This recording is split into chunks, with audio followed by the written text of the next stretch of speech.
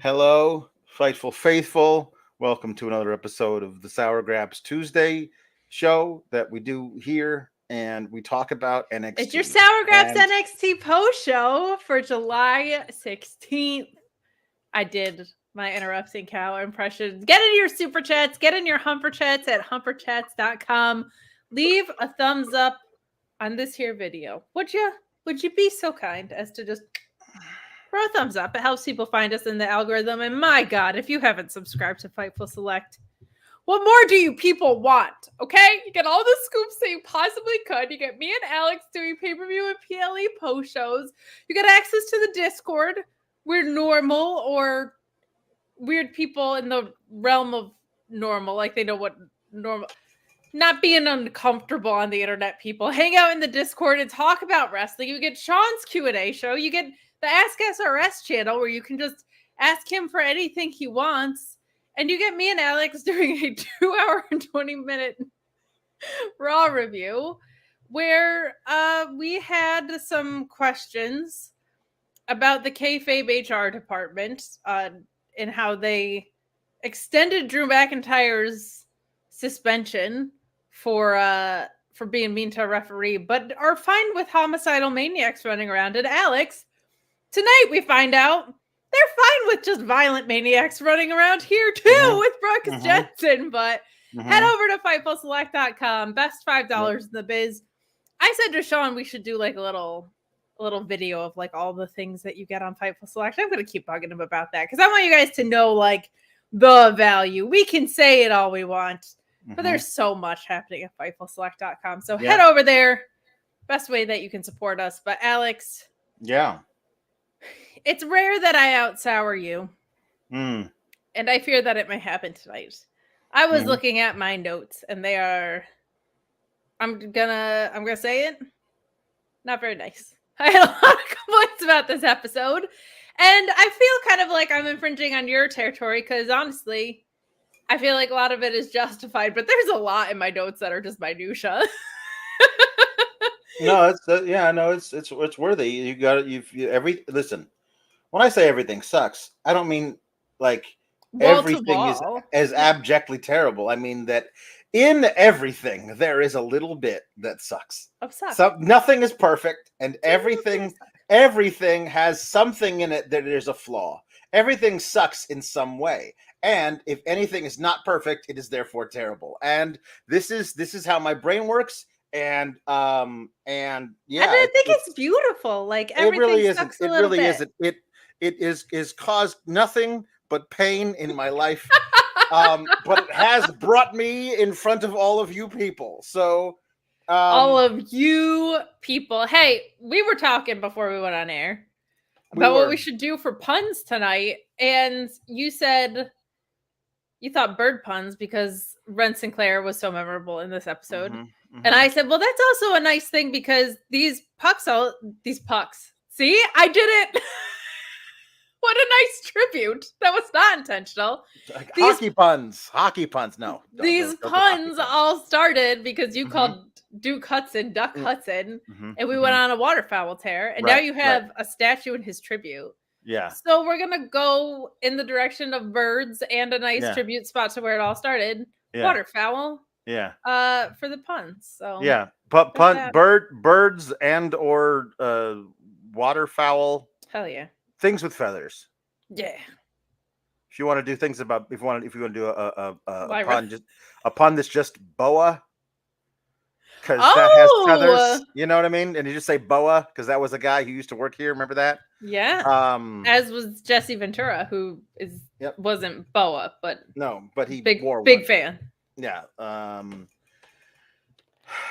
Allie and Tom LaValle back to back with send hunks just immediately. I love it. I love it so much. Yeah. Alex, this was not the worst episode of NXT, despite my notes being full of crankiness. But it definitely wasn't the best. Yeah. But we did get a thing that we asked for, which is neat. And we did. It's fun when we specifically asked for it and it happened. Yeah, it is nice. Yeah. It is nice. It's basically what I thought we were going to get out of it. Yeah, that's not bad. Yeah. And I'm a Duke Hudson stan, so I was very glad to see that. and he deserved it, and that went the way we thought it was going to go. Right. But yeah, we got a whole lot of show to talk about. Hold on, we got something here from Tom Valley. It says that the SGS Discord is great for actually civil discourse. I wonder if Luis, in addition to all of his moderating, could throw in the link to the Sour Graps Discord in the chat for people who don't know. There is a Discord just of our people, not all of Fightful Select, because some of those people hate us, but our people love us. And it's all of them. And in case you are one of our people, you would do it. And this is what I love. This is what I love about the puns, because we have back to back jacks. Five straight chats are all super chats with the puns, and I'm going to talk about them now. Squawk Saber Jr. from ENR, Toucan Sam Knox from the Insert Clever Tegan Knox pun.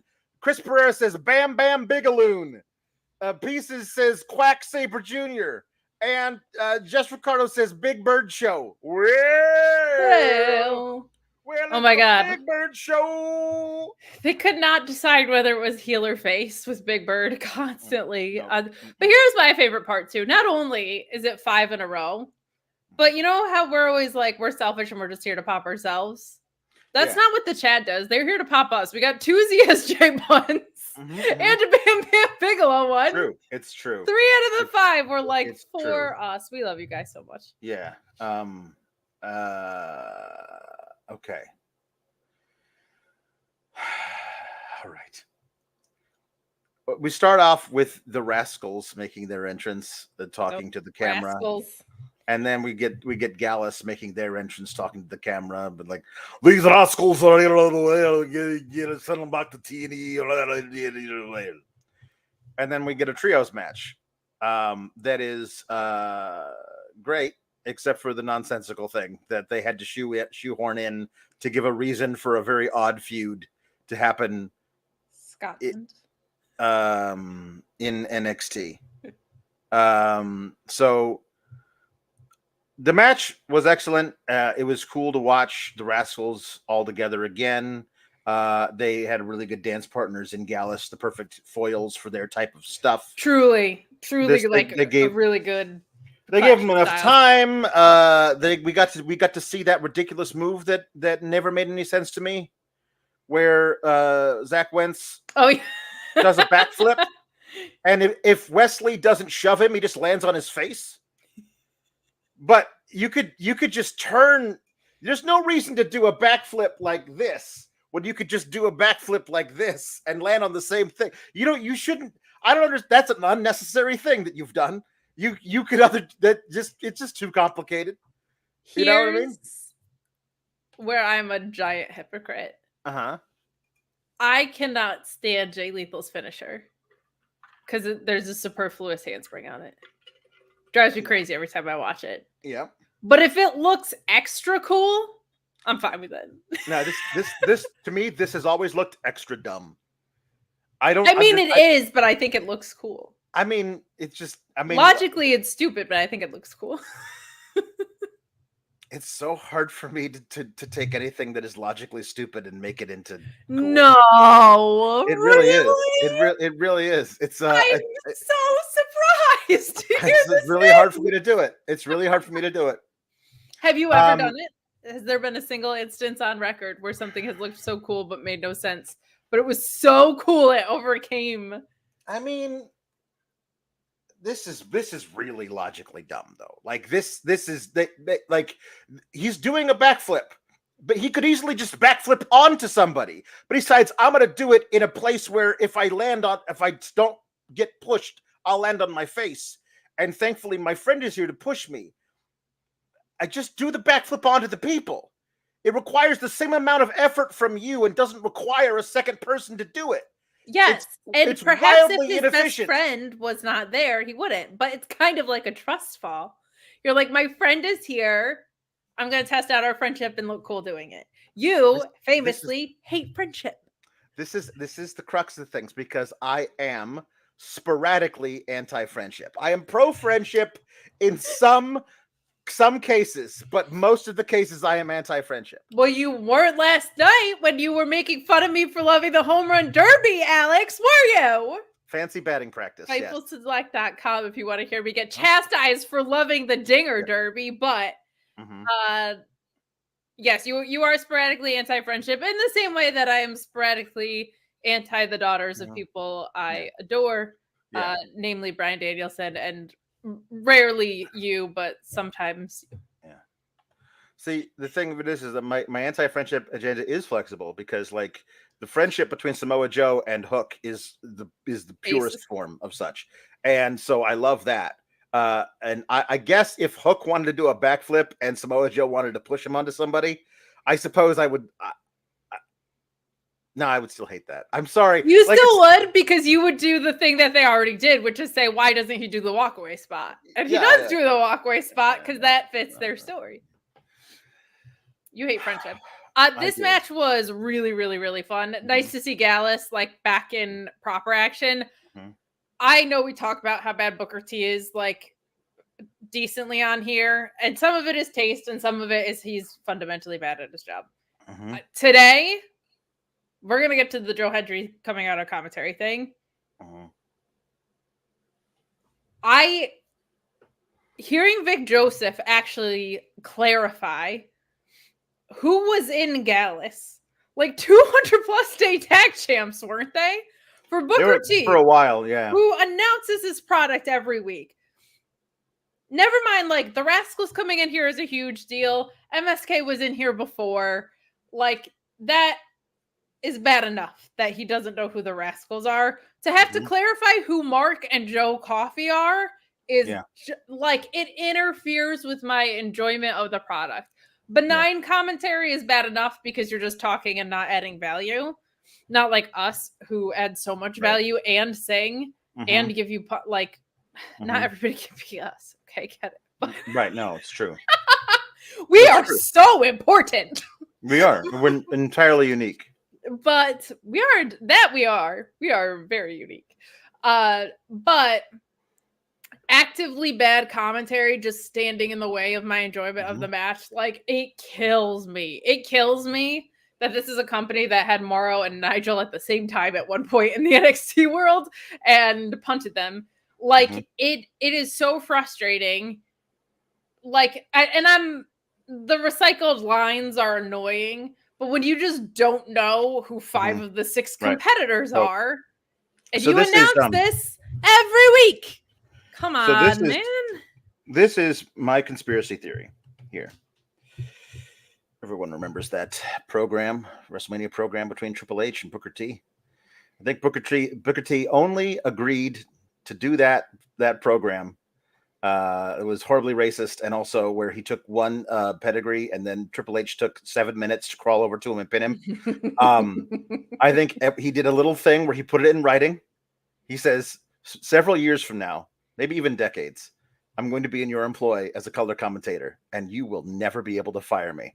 And all the lawyers got there, and they wrote it all down. And that's the only way he can keep his job, is because Triple H has to keep him hired for as long as he wants, because they forced him into doing this terrible racist program for WrestleMania. And he signed it like champagne wishes and caviar dreams. He shined it. Shucky, Ducky, QQ, because that's short for quack. SDQQ. Quack quack. How full circle? Because we have duck puns going on right now. It's genuinely frustrating. Like, it really is. And not just from I'm tired of the lines he says things. Like, to be that unaware of your own product is it's insulting to the talent. He doesn't know who's wrestling.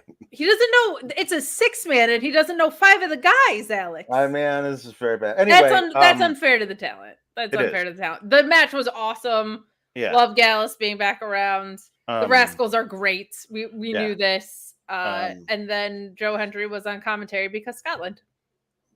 Well, because apparently I didn't hear this. See, I had it muted because of Booker T. So apparently Vic Joseph said Joe Hendry's name, and he appeared. Yes, he did appear. And so they did the thing. He did the thing they were supposed to do last week that they didn't do. And and then he walks just down to ringside and sits on commentary.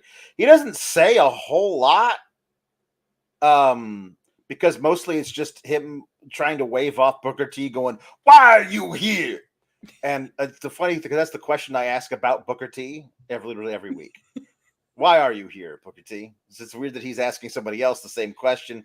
But I genuinely didn't understand until I realized, oh, Scotland. And I was like, that's a really dumb thing. Why have him come out and help the former champion in a tag match and fight against the current champion if the best you got for him is Gallus to feud with? And he says, I like NXT. I'm going to stay here and feud with just a former tag champs who are now like mid-card dudes who, fit in as you go. I think he will have really fun matches with all three of them if that's how they choose to go about it. I mean, yeah, sure. Because I've seen, like, sometimes he can do some really, like, strong boy stuff. So I think that'll be fun. I do feel like the journey from the Battle Royal to here has made absolutely no sense. Mm-hmm. And I don't know if he's not the most over talent in TNA, he's right. Sure close. Definitely on the men's side.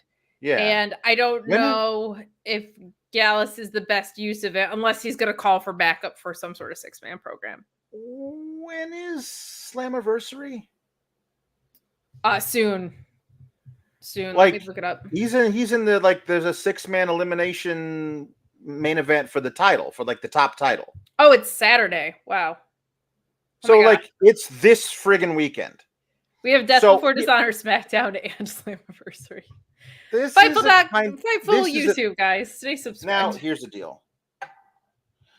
I'm going to ask you a question. It's going to feel very loaded, and that there is only one correct answer, and there is. But I'm going to ask you this question as a little rhetorical exercise. If you were TNA, and you had any thought of making the most over dude on your roster the champion of your company, and putting him into a 6-man elimination match this Saturday, would you also concurrently send him to NXT to begin a feud with 3 Scottish almost jobbers on Tuesday, and then maybe put the title on him on Saturday, so that he would show up the following week and be feuding with some almost jobbers on the following Tuesday? Would you do that? Not for reasons that are obvious to me, no. Right, right, yeah. So it's kind of like, for people who are TNA fans who believe in Joe Hendry, this kind of gives the game away that there's no chance that he wins the 6-man thing on Saturday if the best they got for him in NXT is this. Because I would think if they were going to put the title on him, they'd want him to like be doing better stuff in NXT or not doing stuff in NXT. Like, it just feels like this is something you're going to keep him busy doing. It feels like they're not going to do the thing that I feel like everybody who's a TNA fan wants them to do, which is to have him win this 6-man elimination deal. But anyway, unless Gallus like enter it or something, you know what I mean? Right. Well, he's not. I mean, I guess they could interfere. I don't know. Whatever. This was fine, except for Booker T was like, "Why the hell are you here?" And he never really answered him. So he just, when the Rascalz won, he just kind of stood up and applauded. And then I think he was trying to like do a thing where he threw to the vignette, but he got cut off by the vignette. And somebody in the truck owes him an apology. You know what I mean? Like, yeah. And that happened a couple times today. There must have just been like a pacing thing, because that happened. Did that happen with Tatum Paxley later too? I feel like, where the transitions were just a little bit weird. Might have been. I don't know. But yeah, it didn't feel like he had enough room to really stretch his legs with like Booker and Vic and a 6-man going on. Like, it's just, there's not a ton of oxygen in any 3-man booth. And then on top of it, there's actually like a ton to call, because there's a 6-man happening. So there's not like a bunch of downtime. So it he's extremely over, and all his segments do well on social media, and the ratings are up when he's there. So they're doing something that's working from that perspective. From the continuity perspective, it's like, okay, this guy who we were told was a big deal came in, was the first guy out of a battle royal, got pissed at Shawn Michaels, did nothing about that. Kind of showed back up. Like it's just very disjointed. Like there's no cohesion there. Yeah. And also, if you have that guy there live, they did his say his name and he appears thing, so the crowd got that. But he didn't really get to do anything to satisfy the live crowd. Not as big of a deal when it's 300 people that generally returned. Yeah.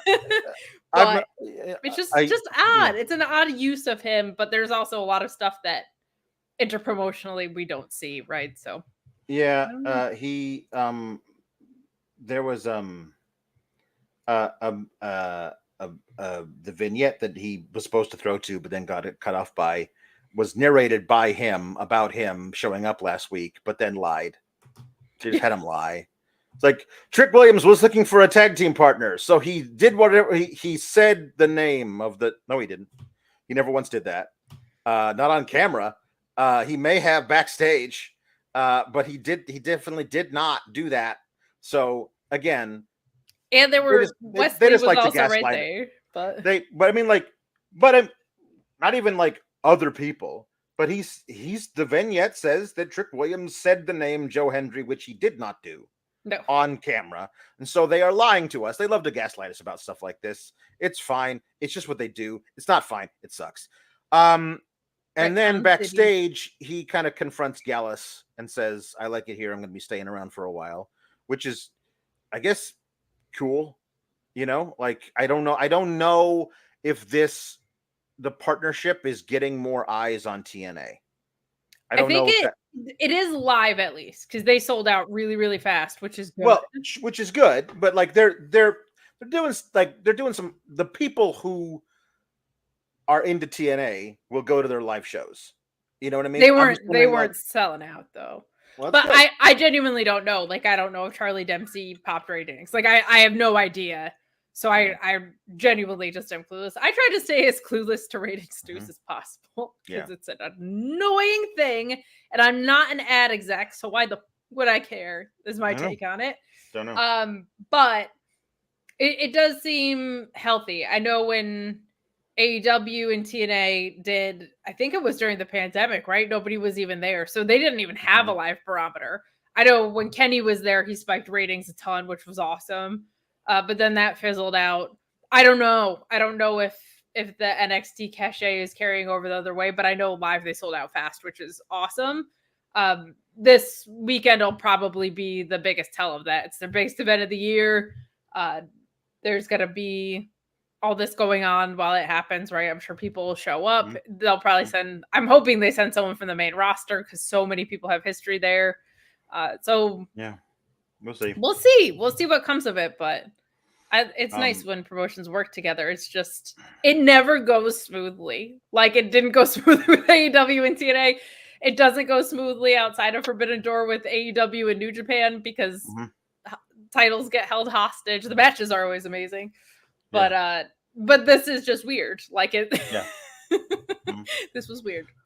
MD Cyclo is, I think, probably wants me to sing this, so I'm going to attempt to. Also, this is a terrible idea, and is playing with fire at this point. Mention a title, and she appears. I believe in Charlotte Flair. I believe in Charlotte Flair. Doesn't matter if it's Raw or SD or NXT. Doesn't matter if it's Rhea or Asuka or Raw Oxy. We say, I believe in Omni Flair. It's inevitable, he says. That's pretty good considering you haven't known who Joe Hendry was before this NXT. I mean, it's an earworm. Like, it's not. It's really good. It's not a good song, but it's an earworm. It's an earworm. You know what I mean? Next thing I know, you're going to say, Wheatley's so great, I drink it neatly. Wheatley's so good, I drink it neatly. So good. You're going to say that it's not a great song. It's an earworm. When I first heard it, I was like, is this Led Zeppelin that never came out? Was this a bonus track on Physical Graffiti I'd never heard of? Yeah. I have a question. What's that? What song is he going to parody when he sings about Gallus? Scotland. Scotland? Just Scotland? Something Scotland. The most Scottish song that I know is I'm Gonna Be 500 Miles. Do you think that he can figure out a way to do that would be amazing. I would walk 500 miles. I mean, I don't know. I would beat Joe Coffey's ass, and I would beat on Mark Coffey. I don't know. I'm bad. We're gonna leave it to him. We'll leave it to him. We'll let him do it. Chase, you got interviewed.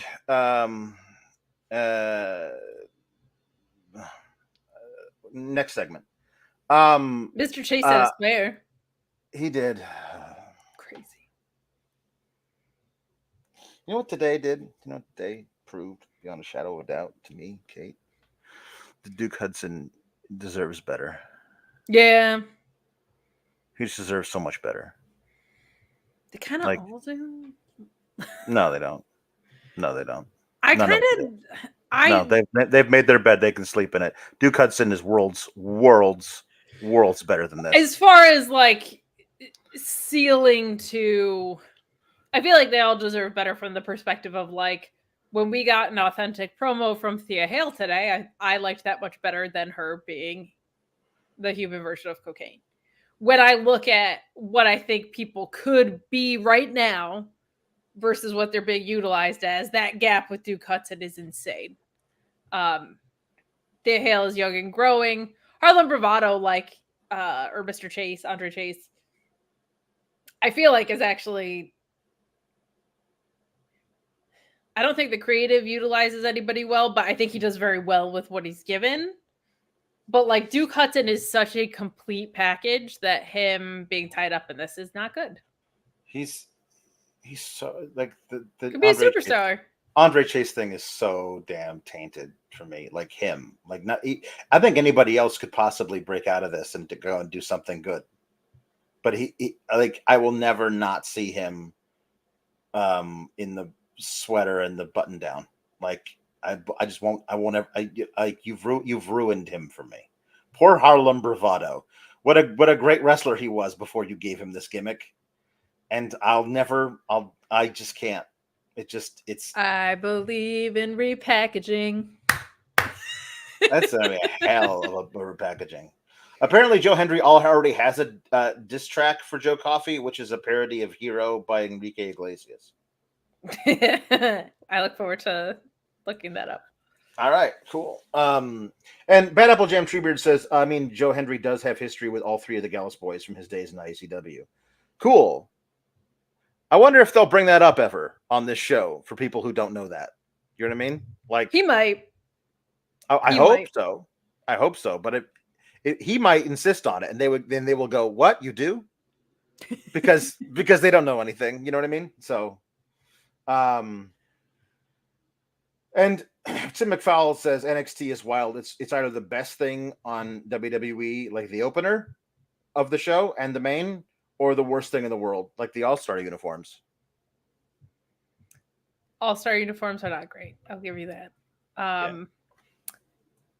But it's so rarely is the in-ring an issue, except for when the creative interferes with the in-ring. And by that, I mean the overabundance of interference or agenting that makes people look stupid or whatever. But like when they are just like, here's 20 minutes, show out, they often do, like more often than not by an overwhelming majority. So especially on PLEs, like we're never like, man, that match fell flat. You know what I mean? We're like, that was an amazing match. Why did you ruin it with a dumb finish? Like it's more of that. So when you say things like the opener, it's like, well, yeah, because those guys can all freaking go. Like that was a blast to watch. And then we slide into the context of what those great matches are in, and then you and I complain about it on the internet. So that's how that goes. Ethan is in Ava's office talking to her about something, and then Oro comes in, and they're like, you like, he's, I want a match with you, and Ethan's like, no, I'm not doing that. And Ava's like, you're not in the main event scene, Oro. I'm like, when has that ever stopped anybody from getting anything in this company? Like, I'm just like, I want a match. Okay. Like, it's just this thing that happens. Like, it is official. Like, I don't understand why this is it now. And the problem with it is that like, they're going to use what happened tonight as an actual reason to give him the title match. Even though, like, it's usually what you do is you keep attacking the guy until he agrees to like have the match with you so he can beat you up and you will go away. But Ethan Page is never going to do that. So he has to find a way to like make the management think he's worth it. And they're going to do it by the dumbest thing possible, which I'm going to talk about later when that happens. Man, if only he had just been winning a bunch of matches to stand on. Yeah, it would be weird if like they did give him one match against, I forget who it was, and Miles Bourne, I think, and he won that. Maybe give him other matches. Maybe he should say, Ava, I would like to win enough matches that I am seen by you as a contender for his title. Please book me in a match tonight and a match next week and a match the week after that.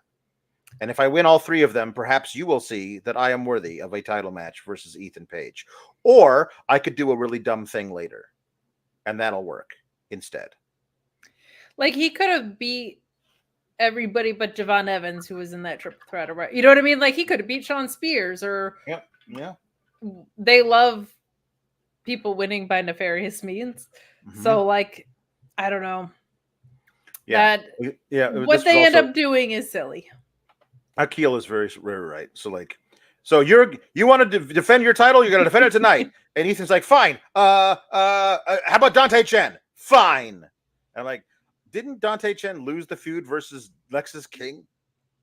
Yes, but I will say, like, if the champ called him out, that's a little different. The champ didn't call him out. The champ was told, you're wrestling tonight. And he was like, how about this guy who's a jobber? And you're like, yes, because he is worthy of a title, not a match. Yeah, a title defense. Oro Mensah cannot have a title defense because he's not in the main event scene. But Dante Chen can have a title match because it's consistency is all I ask. All I ask is for consistency and for things to make sense, but they never do. See, Joe Hendry's. I can write songs. Joe Hendry's not special. I can write songs. I ask for consistency. That's fair. I always feel like this isn't a strong enough counter to that. Right. But I do feel like, hey, you're defending your title tonight.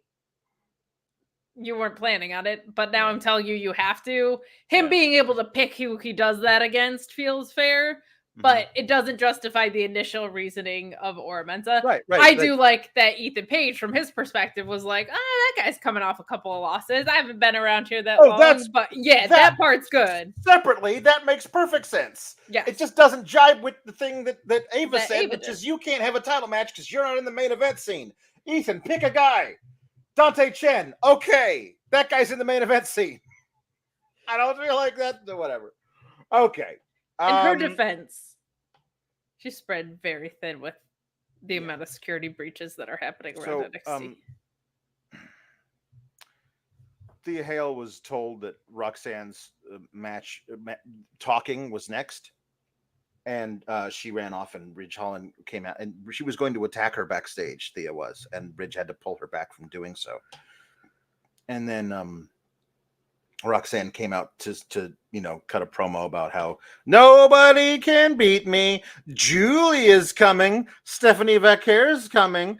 They're not gonna beat me either. Nobody can beat me. Thea Hale is my opponent. Come on, get serious. And then Thea Hale comes out and is like, yes, I am your opponent for no reason whatsoever other than I beat Izzi Dame last week, who also lost again this week. What a huge accomplishment it was for me to now get a title match versus you. And so they argue about who was more of a little girl. mean, Roxanne being like, Thea, what are you, 20? I have so much more experience in life than 22 you. years old. This is so funny. This is dumber than the rookies versus veterans battle that we're getting elsewhere in the women's division. I'm glad for Thea Hale because they want us to believe she's a top face. I would prefer they do that with a bunch of wins. Per usual. Yeah. Yes. I appreciated that Thea Hale sounded like a human being in this, and I thought she did well up until she said that she wants to take that title and be one. She said one of the youngest champions. One of the young. Wouldn't she be the youngest women's champion? Well, wasn't Roxanne 20 the first time she won it? So Thea Hale was birthday I want to later be in the year. tied with you. But I mean, like if Roxanne was born, let's say in March, and she was born in November or whatever, the other way around, however it works, like 20 years and so many days, I guess Roxanne would be younger. But it's just a weird way to. I will be one of the youngest.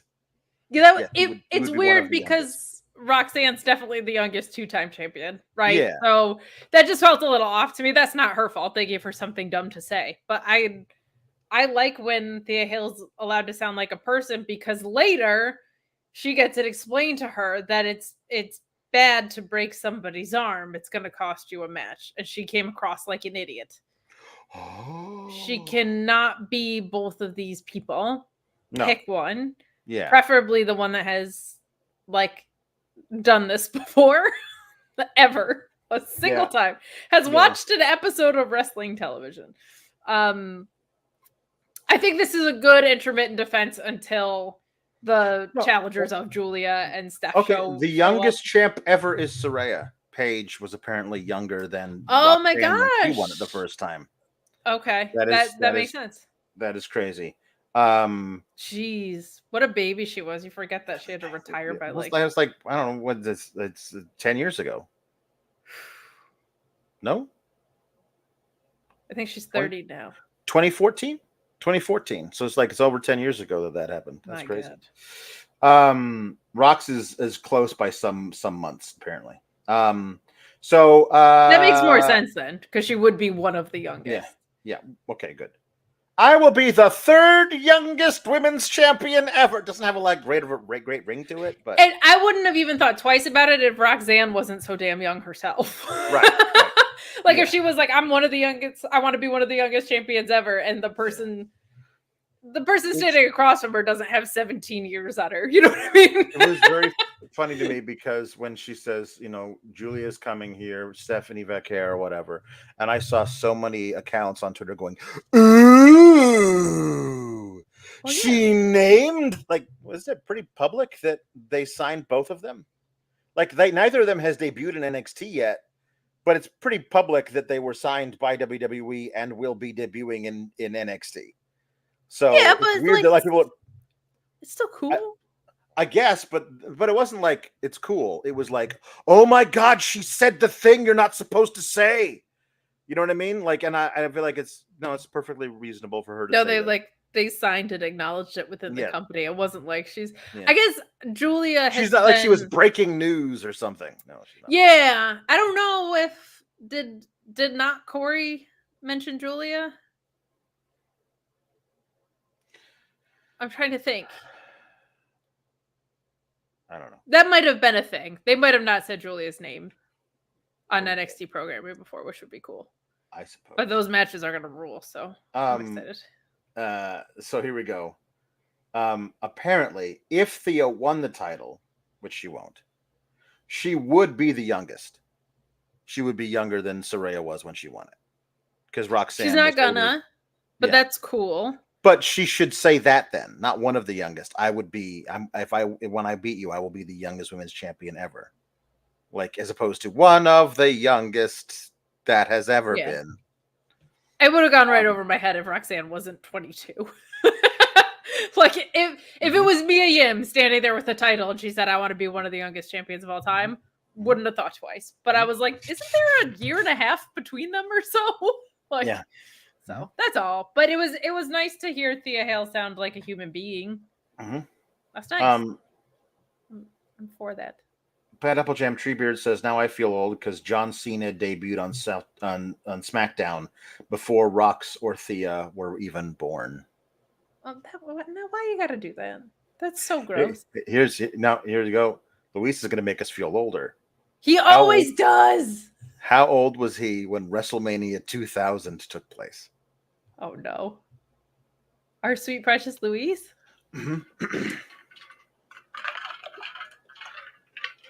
Oh, no. Was he like 4? 4 days. 4 days old? He was 4 days old when WrestleMania 2000 took place.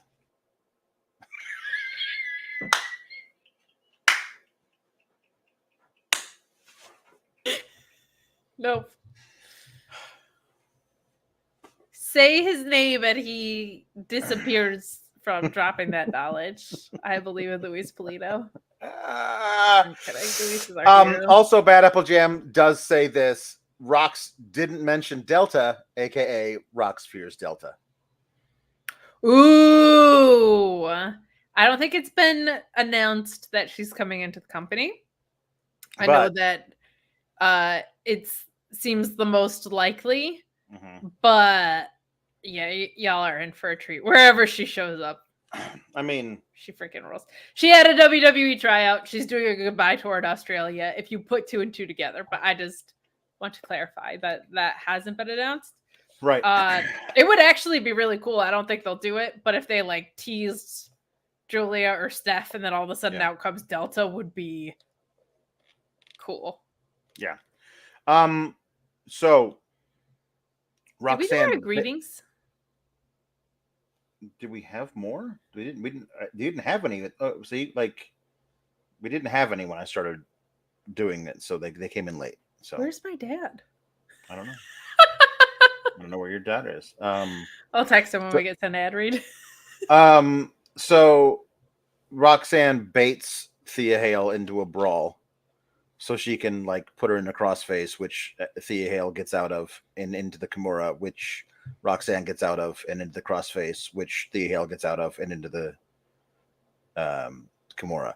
Remember how they did that match out of the blue that made no sense between Thea Hale and Tiffany Stratton? There was a submission match. This would be a perfect time to do a submission match. Yep. Because that's kind of like now they're doing stuff with Roxanne where she's tapping people out in the crossface, or at least attempting to. And that's what that's Thea Hale's only move that she ever learned from Drew Gulak. Was because that's in canon. That's the thing. That's her move. No. It's the only move she knows how to do. She learned it from the disgraced guy who's now dead. Like that's in canon. You got to say it. True. So I would much rather have seen that than Tiffany Stratton, who doesn't know how to submit anybody. That was such a weird a single leg crab that for some whatever it wasn't much of anything. It wasn't that match was not great, but it is. That's those kinds of things are where I am like it's developmental. Like it's good that I so much prefer that people try things and fail at them than don't take risks. And I so often have complaints of running the same playbook, same old crap on this show. So whenever they do something that is different, I do try to say, even if it fails, I'm like, well, at least they tried to do a thing. Yeah. Like that's good. Yeah. But it was so Ridge has to pull her off of Roxanne, and Roxanne's like, she's like, why'd you pull me off of Roxanne? I was gonna snap her arm. If you break her arm, there is no title match. Ooh. I don't know, man. I don't know.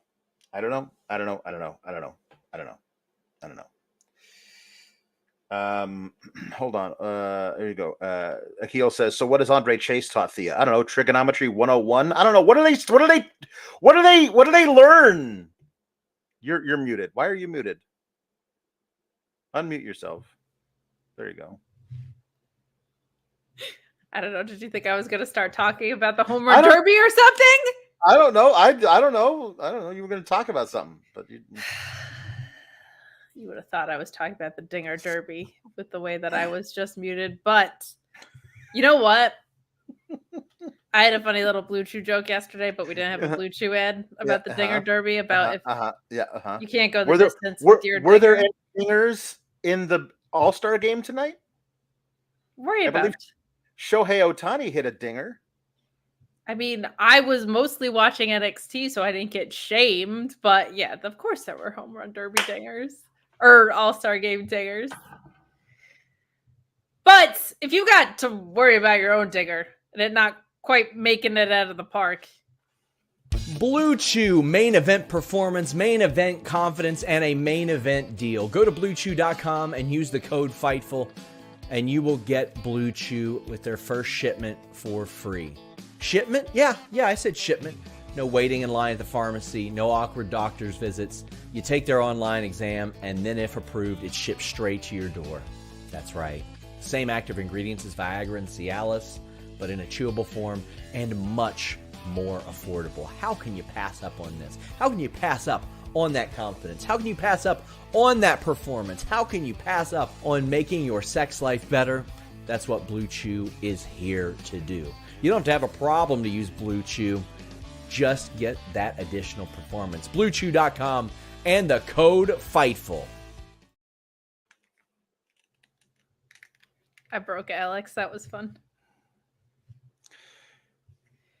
No, what was fun about seeing Sean's face pop up on screen just then is it reminded me how Effie's going to kick his ass on Thursday. Yeah, that's going to be great. So check out GCW because Effie's going to kick his ass and probably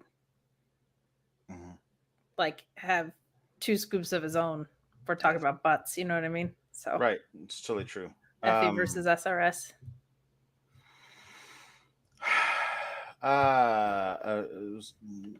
Bad Apple Jam says it's great to see a former Blue Jay win the home run award and not some scummy wanky. Oh, cry me a river with real glass. Akil says, Alex, the way you lobbed the segue for Kate, I felt like I was watching the Derby again. LOL. Oh, I guess this is just podcast banning practice. Boom, 500 feet. This is what you think the home run derby is. I am simply full of disgust from you. What did you say? I had a dinger fetish. Something. I was like, there's no way anything goes wrong on the internet with this. Yeah, dinger derby fetish, or I don't know what it was exactly. It was a fetish. I was in stitches when I read it. Kelani Jordan is just like, wow, what a great thing that I am still the champion, and this is who I am, a person who is the champion. Gymnastics. And then Wendy Chu walks up to her and holds out the headless Barbie from last week. She's like, and then she walks away and she goes, that was weird, right? I liked that. That was good. I like that they put her in a situation where she's forced to come out of her shell a little bit because there's no with this. That's a good call from them. Lola Vice is as babyface as you could possibly be, and it is as much of a mistake as making Roxanne a heel. I mean, she had so much presence as a heel. And now she's like, I smile a lot. You know what I mean? Okay, listen, I'm not trying. I mean, I guess I am because I think they are doing it. So maybe they're making the connection and that's why I'm noticing it. But I see a lot of Raquel in this weird babyface persona. Raquel as a heel, or at least a tweener, was dangerous and fierce, and you did not want to tussle with her. And then they turned to her babyface when she got called up, and she was like, "This is me. I've got a back and also a smile. It's my pose is that I will show you my back while also showing you my smile. That is my pose." And it just felt off-putting and not real. And Lola felt dangerous and like you did not like. She might be sexy, but you do not want to tussle with her in any way. And now it's like, look at my smile and also my butt. I have a butt. I'm a Latina. Like it I don't know, man. It just feels like they don't know what to do with her now that she's a baby face. And my thing would be like, there was nothing wrong with her persona before. You know what I mean? Like, I get the desire to, in a developmental brand, have people work heel and face. And I actually think Roxanne has kind of settled in. I think she's settled into what they want her to be as a heel nicely. I think there's so many better directions you can go with the Prodigy as a heel. Yeah. What's weird to me is I don't think Lola was established. Like she just seemed to be on the rise and they 180'd her character. Like it's not like she had a heel run and it's time to figure out to see if she can work face. This felt very out of left field. And it also feels like all the emotion that garnered some sincere empathy didn't really show up in the rest of this. So she might just need more time to get comfortable, which makes sense. And I think it's good to plug people into different situations if you want them to work on the main roster. But it felt like she was in this real groove as a heel. And then they were like, you're a face now. And then she like kind of bore her soul. And then none of that came into play anymore. So it feels like yesterday she beat Shayna Baszler in an underground match. You know what I mean? And then all of a sudden now she's like, I have blonde highlights and I am here to smile. They didn't used to do this though. Like they didn't used to have to like, let's see. We're not going to bring you to the main roster until we know you can play both heel and face. You got to practice both of these. No, but I get if that was something they wanted to do before they called people up, I would understand wanting to do. I guess so. It is basically wrestling school for all these people who've never done it before. But you can do that in a creatively compelling way. Like there's no excuse to just because they did it with Fallon Henley. Remember, they were like, "Hey, a bunch of our female heels got called up to the main roster. We're gonna just need you to turn heel right away," because they had to. Yeah. But this was just so.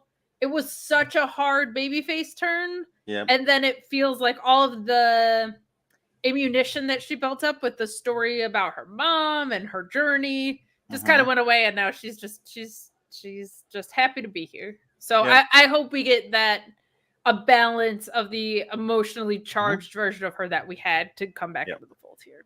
But I'm with you. It was very out of nowhere. So now she's a babyface because she's got a hurt wrist because she backfisted a ring post. Yes. A while ago. But she gets walked up on by Fallon and Jacy Jayne and Jasmine Nix with extra consonants. And they're like rookies. Rookies are terrible. And I did appreciate Lola being like, isn't she a rookie? And I liked that they mentioned it. And I liked that Jasmine says, I'm the exception. Like she doesn't count. She's with us, which is good because it ties up that loose end. But I really wanted to keep doing my guys. Don't we all hate rookies? Of which I am not one. I wanted to keep doing that gag, but now they've kind of like taken that away from me. So, well, if they're gonna just retcon a bunch of stuff, we can too. Can't we just pretend that never happened? We could. I guess we could. I did also like that she mentioned it took 5 Pop Rocks to put her away. That was good too. Yeah. She was still like, reminder, I was a badass. Again, also like this is what they like. I lost, but it took the champion had to do all of their moves to me over and over again to beat me because adversity. I don't know. It is weird because one of the champs' move is enough to pin a heel challenger, but you need 5 of them to pin the babyface because the babyfaces just have more hit points. I don't know like how that works exactly. But anyway, she says to Jacy Jayne, I'm going to have a match with you because I don't like you making fun of me. And this is what they call Lola Vice a rookie. And so I had the head of research, Luis Polito, look this up. She made her TV debut. And honestly, I don't really care about anything else. I don't even care about Level Up. I want to know when you made your TV debut. She made hers on June 6th, 2023. It's been over a year, no longer a rookie. You can't call her a rookie because she's not in her first year. Rookies exist for a year and then they're no longer rookies. That's how rookies work. So them calling her a rookie is kind of funny, but not as bad as calling somebody else a rookie that they're also feuding with. But we're going to get to that later. I don't care that much because I don't think a heel would care that much. But my bigger problem was her being like, "You loser, you lost your title match." They lost a pre-show match to a tag team that had one match together and doesn't exist anymore. Yep.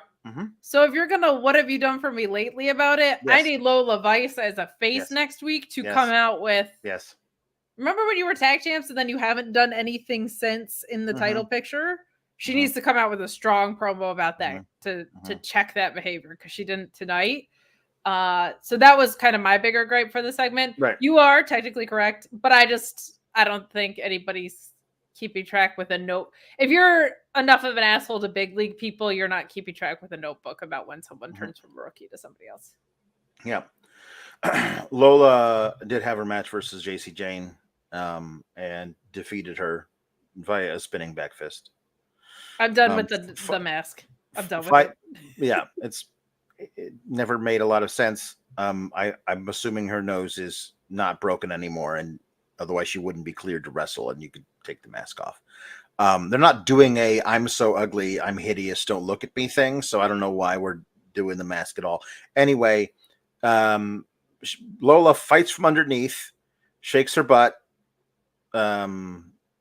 runs in, puts the button in her face, and then hits her with a back fist and wins. And then they all jump on her and start beating her up. Fallon and Jasmine Nix, her of the many consonants, and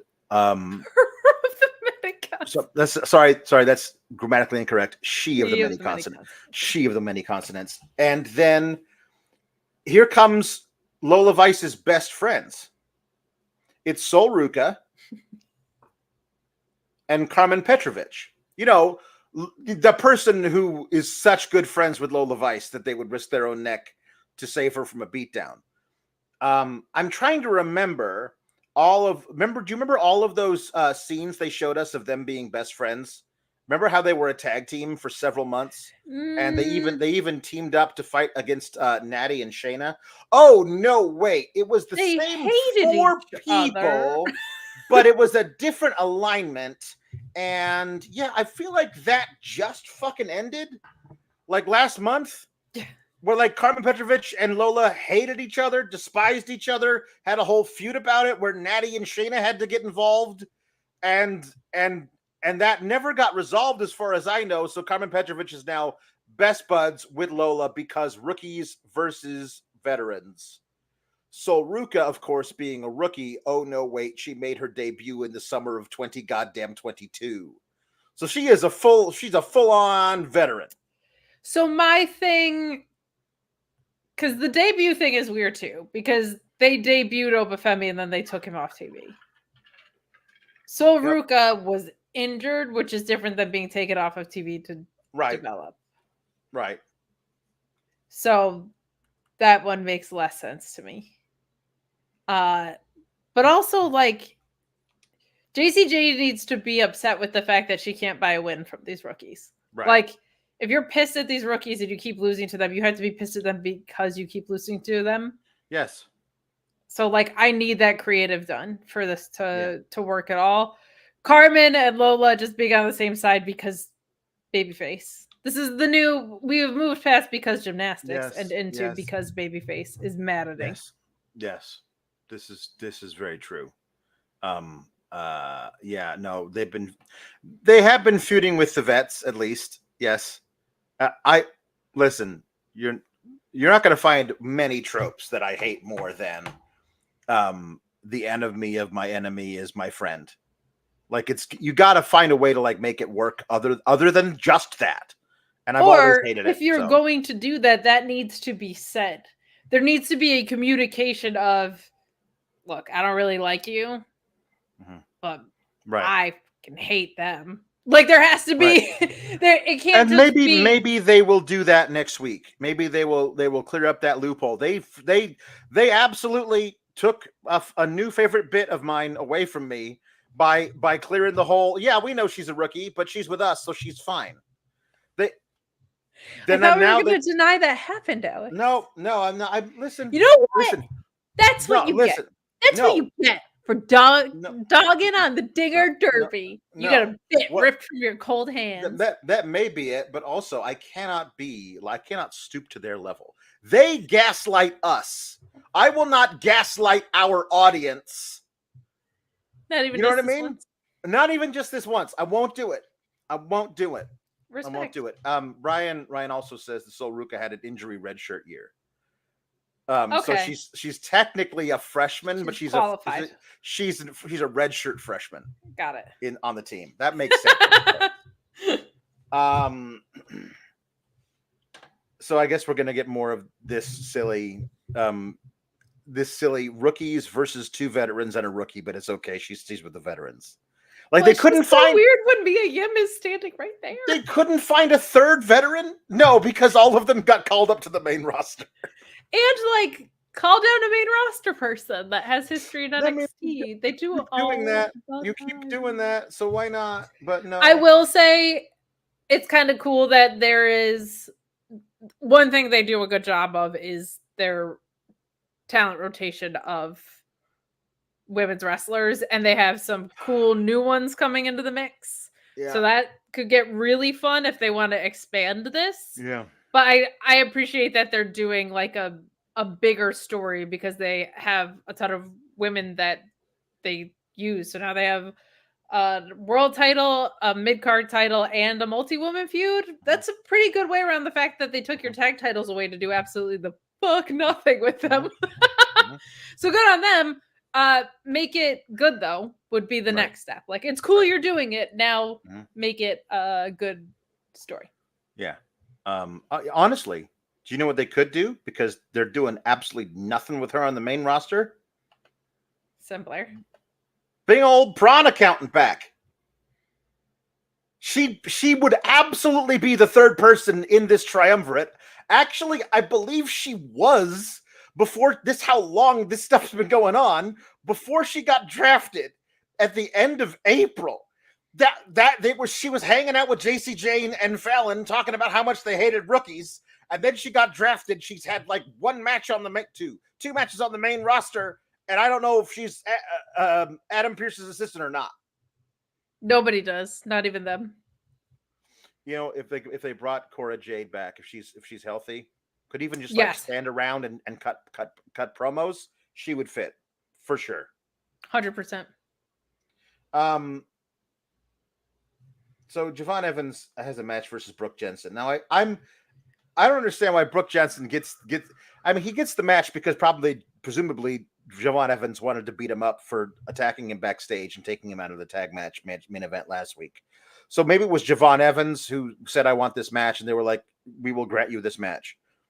But the idea that Brooks needs to have a chaperone, because Briggs vouched for him, he must be Brooks's chaperone. And anything bad that Brooks Jensen does, anything bad that the Beach does, the Double Vest could get fired over it. As apparently, the old saying goes. If you listen to the dialogue on tonight's show, if the Beach does too many things wrong, then Double Vest gets fired.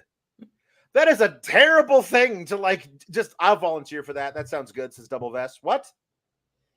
Well, it doesn't matter because they believe in second chances in NXT. I was told, Alex. What the hell did they do with this? Yeah. Brooks Jensen put in all this work. He put up an Instagram story that was him watching WCW or whatever. I was like, that's cute. A nice little loose cannon nod. Mm-hmm. Does all this work. You have all these disruptive moments with him. For Shawn Michaels to be like, I believe in second chances. He gets a second chance. It's a weird sit down with Ava. He immediately goes and beats someone up backstage. And they're like, you know what? We are going to punish your behavior by giving you a match. What is going on with kayfabe HR? You were mean to a ref, Drew McIntyre. We're extending your suspension. You, Bo Dallas, we had an undisclosed conversation. We're cool with homicidal maniacs being around here. Privileged. That's privileged information. Privileged information. Privileged information. Cannot divulge at this time. And then here, my God, Ethan Page gets attacked like 9 times. Nobody does anything about it with Ormenta. No. He's on like his 9th chance. Yeah. And Brooks Jensen. Yeah. Was just like attacking commentary and stuff. It is clearly unwell. It's like in his best interest. Clearly unwell, but because Shawn Michaels is a man of faith, he believes in second chances. He considers himself a man of faith. He believes in second chances. So this is now a fly ball for Castellanos. Like I consider myself a man of faith.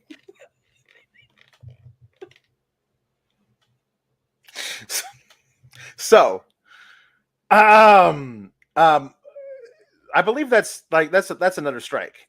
The old I was beating up everybody. I was attacked. I was told to not come to the show.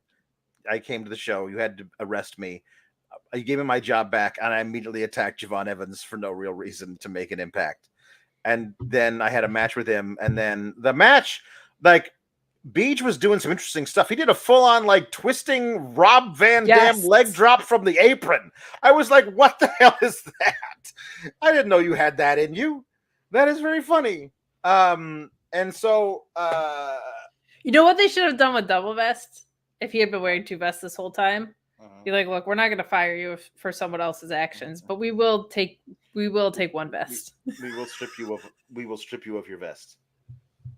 He has to turn it in all sad. You know when they're like to the rogue cop, turn in your badge and your gun, but with your vest and your vest.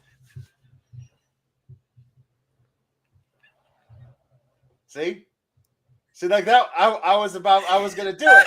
I was gonna do it, but I teed it up for you too well. And so you had, you know. Thanks for the 60-mile-an-hour fastball down the middle, so I could hit it 500 in feet. Namaste. Dinger Derby rules. Turn in your vest and your vest. That's an all-timer. 0 vests in your round. That's right. That's how it goes. So, so eventually Javon Evans wins because he kind of has to. If your beach is too sneaky, BlueChew.com code Fightful. Yeah. So I'm not gonna go into what the implications of that, but if you can't get a boner, use BlueChew. That's what I was saying, just for clarity. Yeah, I gotcha. That's good. So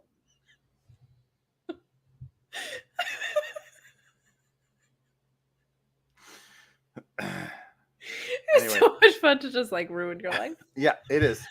I think so. Shawn Spears comes to ringside. Now, remember, last week, all Josh Briggs wanted was a match against Shawn Spears because he attacked him with a chair and took a month of his career. Yes. And she says, you can't have that match. And also, you cannot get involved with the main event tonight. And also, you have to be Beej's chaperone for his match. And also, if Shawn Spears were to wander down to ringside, you are not allowed to touch Shawn Spears. Also, we cannot give you any kind of possible time frame on when, if ever, you will get that match versus Shawn Spears that you want. Like, I can't believe they didn't make that match for tonight. Basically his idea was, I want Shawn Spears. He attacked me, took a month of my career. I want Shawn Spears. Well, you got to okay, fine.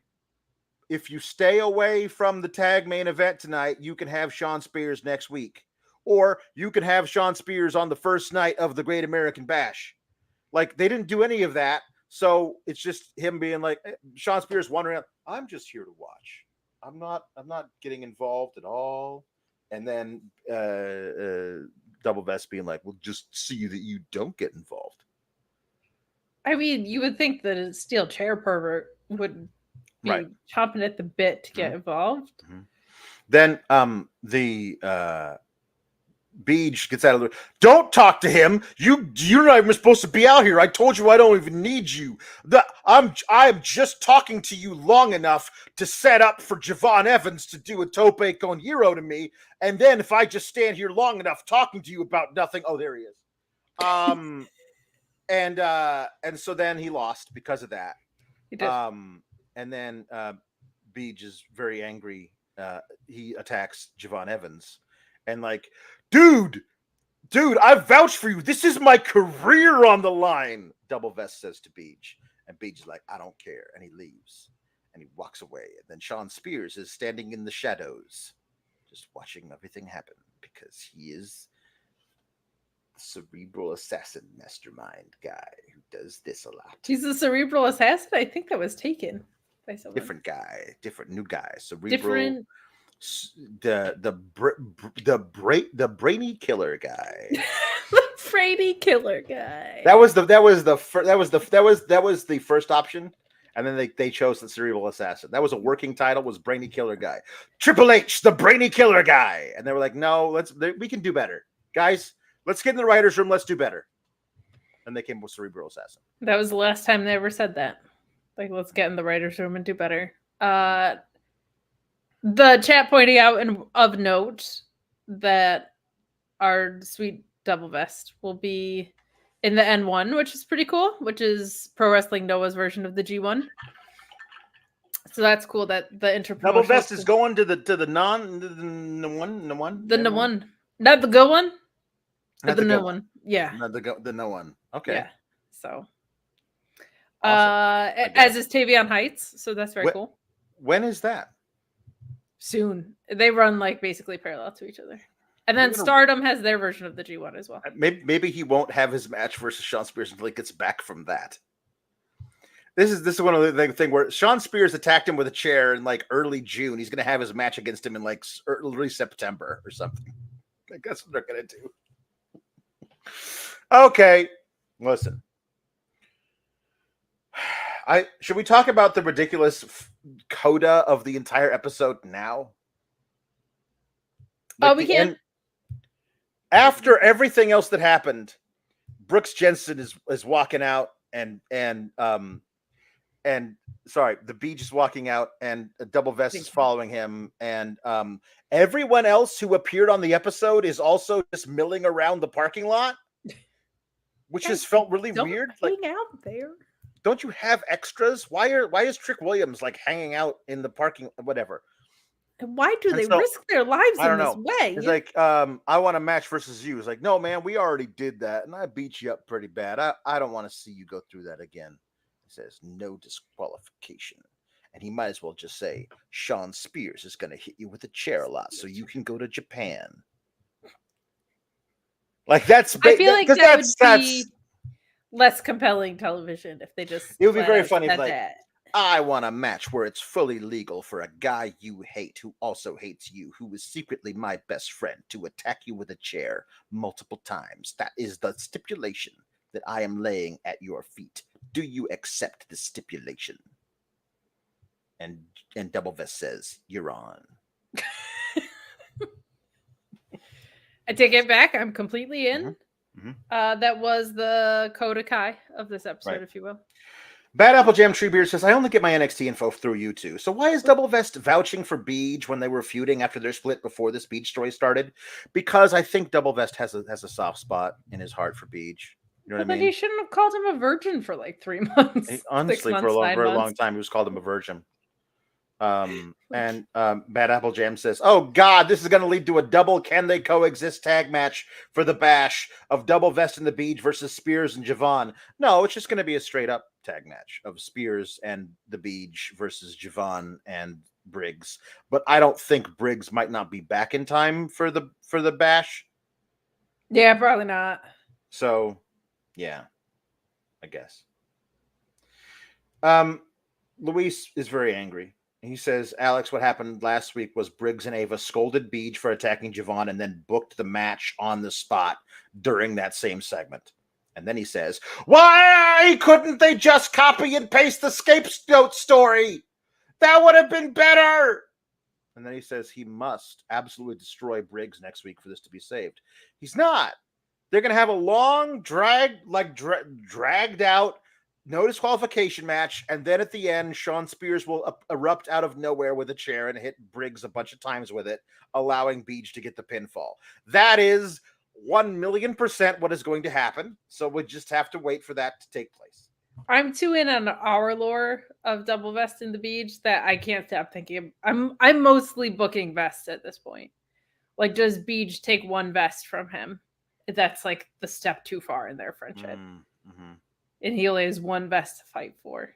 Yeah. And that's really what's on the line. Right. It's like you know, when the guys are like belt collectors and like they have so many titles, but they start to lose them and they start to go progressively more insane. And so that's what, like, he lost. Oh my God, I lost a vest. Now I only have one vest left to lose. I must protect this vest at all costs. Yeah, one of those. Trick Williams is FaceTiming Ilya. And Ilya's like, this made me so annoyed. Listen, Trick, when you took the NXT title from me, it was a passing of the torch, and I got drafted to Raw, where now I am ribless. Braun Breaker speared me so hard multiple times. They could not transplant new ribs into my torso. And Trick's like, yeah, it's true. Hey, Pete Dunne, why are you here? And Pete's like, shut up, get out of my face. Like he says, Pete, you know a little something about this. Could you get out of my face? Why are you even here, Pete Dunne? So yesterday, it deserves to be said, not behind the paywall. Sami Zayn looked at Ilya Dragunov on Raw yesterday and did like a I see myself in you thing. Mm-hmm. And you and I both had the same reaction of, no, you do not. You are completely different people. But then we had the idea of them doing each other's entrances, and that's the funniest thing I've ever thought of. So I just want you guys to be able to do that in your brains of thinking of Ilya Dragunov coming out to like the ska entrance of Sami Zayn and Sami Zayn wearing red contacts and a robe doing the... but Trick said something in this that actually annoyed me, which is like, I know the title doesn't define the man. What?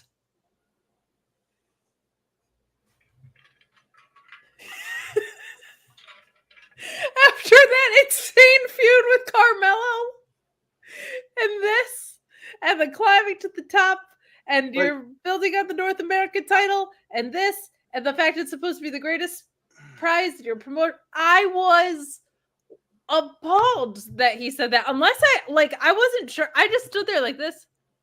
Like, did I mishear it? But I honest to God, I'm pretty sure he said, I know the title doesn't define the man. And I just, I like almost checked out.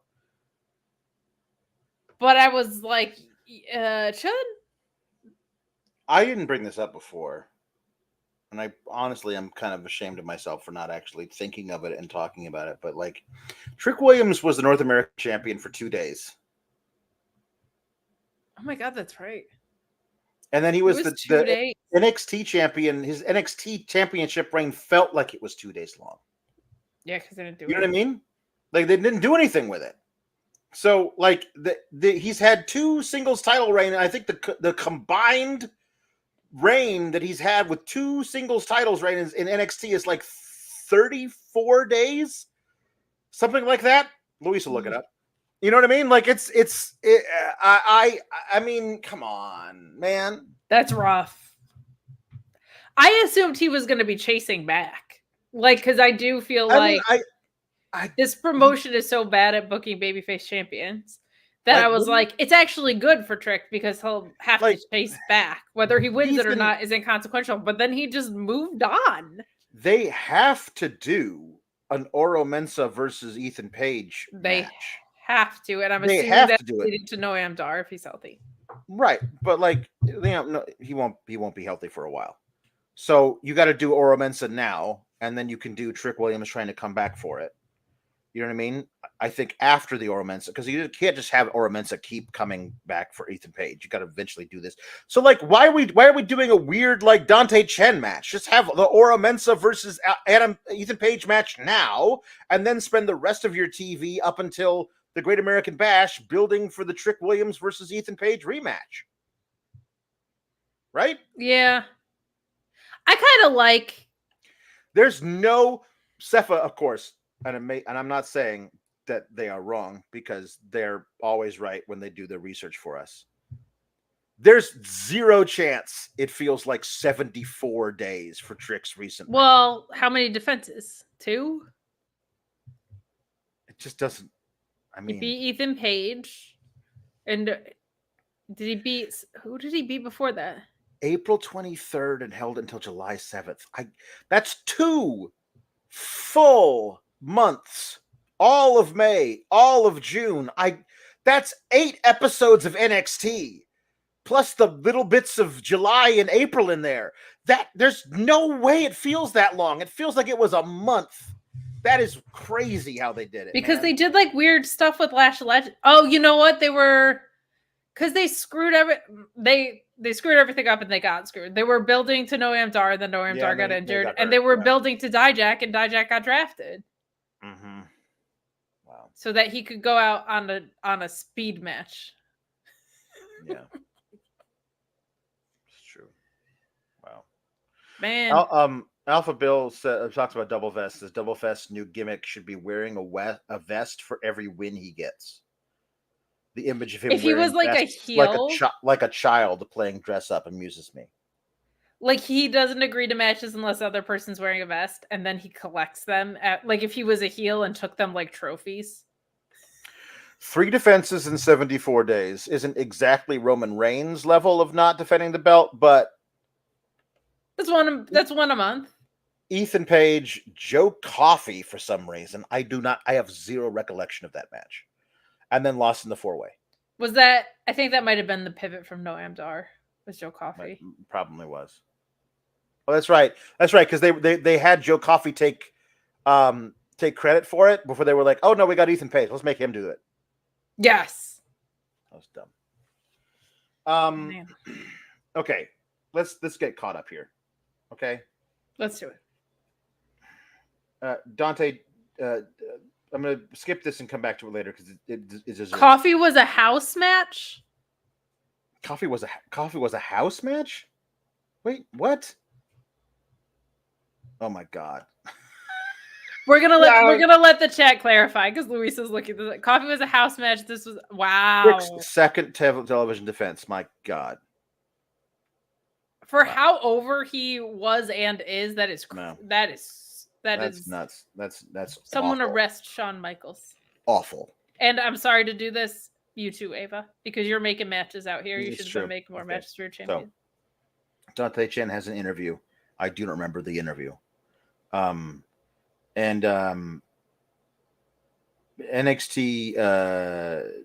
championship match. Ethan Page defeated Dante Chen. Dante Chen got some hope spots in there. Looked good. Yes. Ethan Page won. Like you knew he was going to.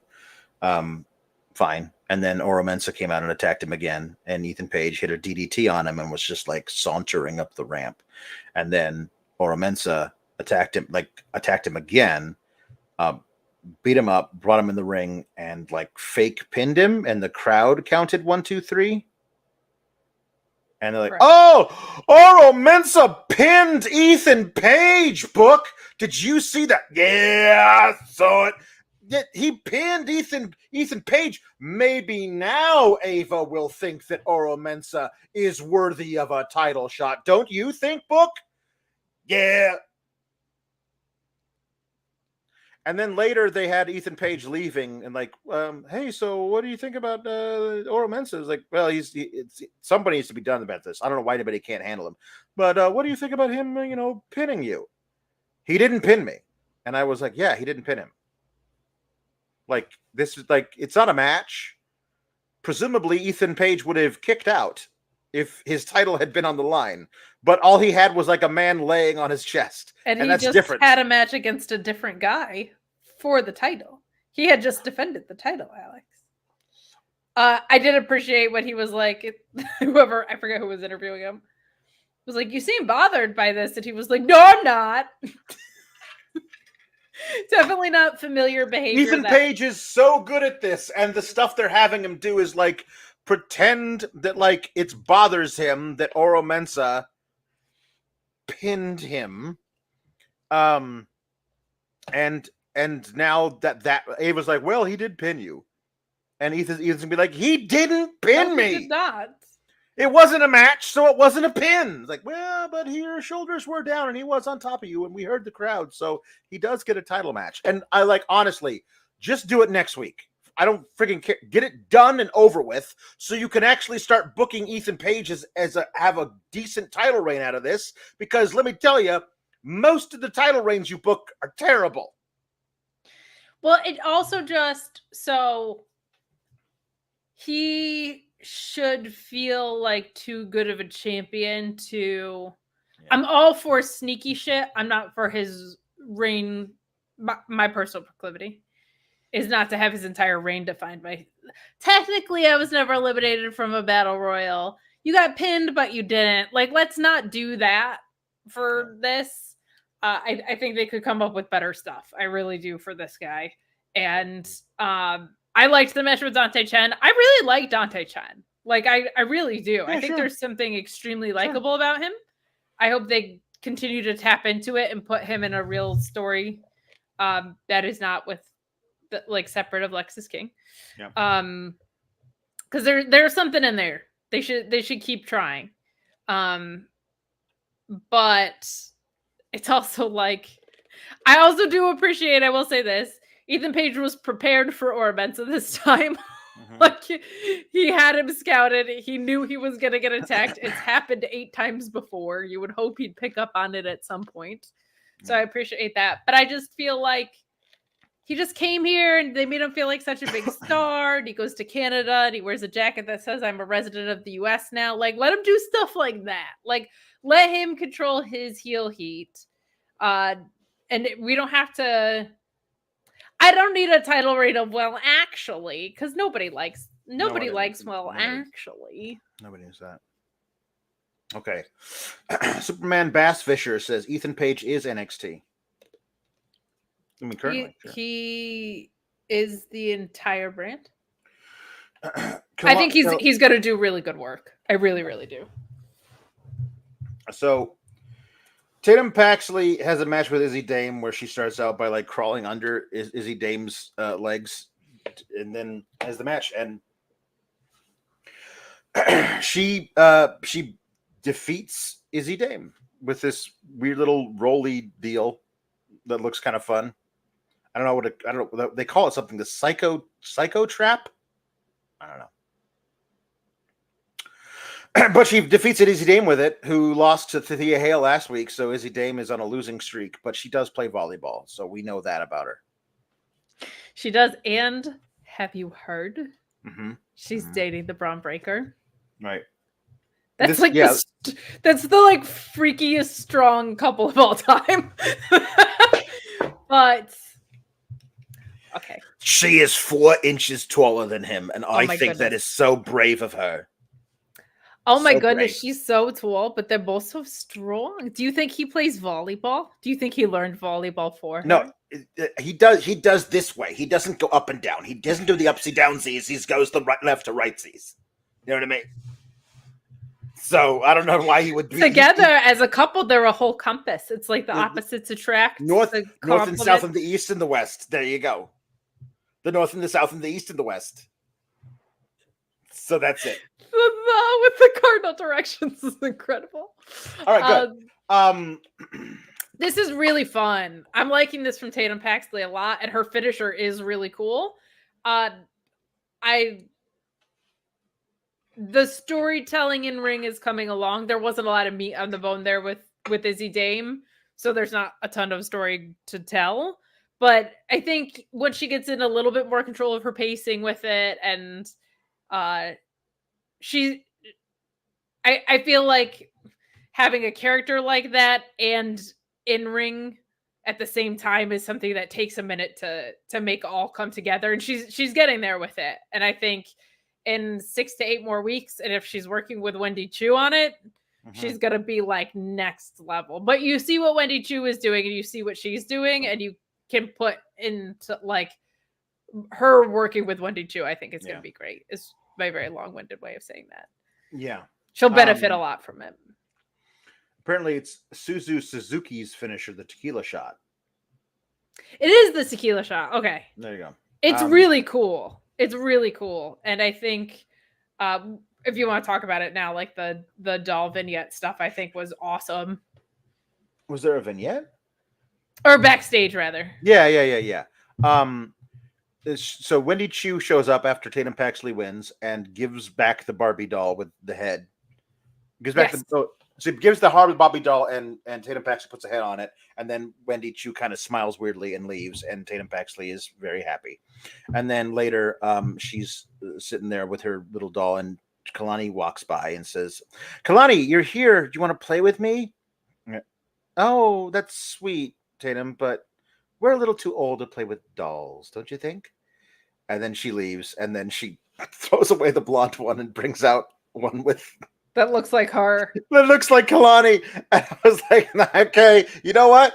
I'm all in. I'm all in on Tatum Paxley, voodoo priestess with Barbie dolls, and also Wendy Chu.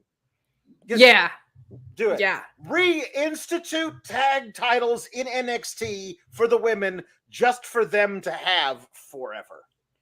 I really like, because she's also been doing this, like, why won't any of these girls play with me thing?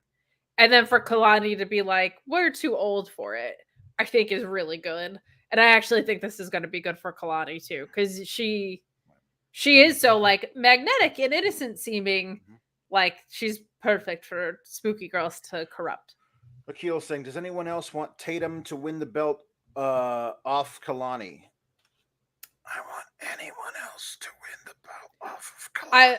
I want Steph Becker to win the belt off of Kalani.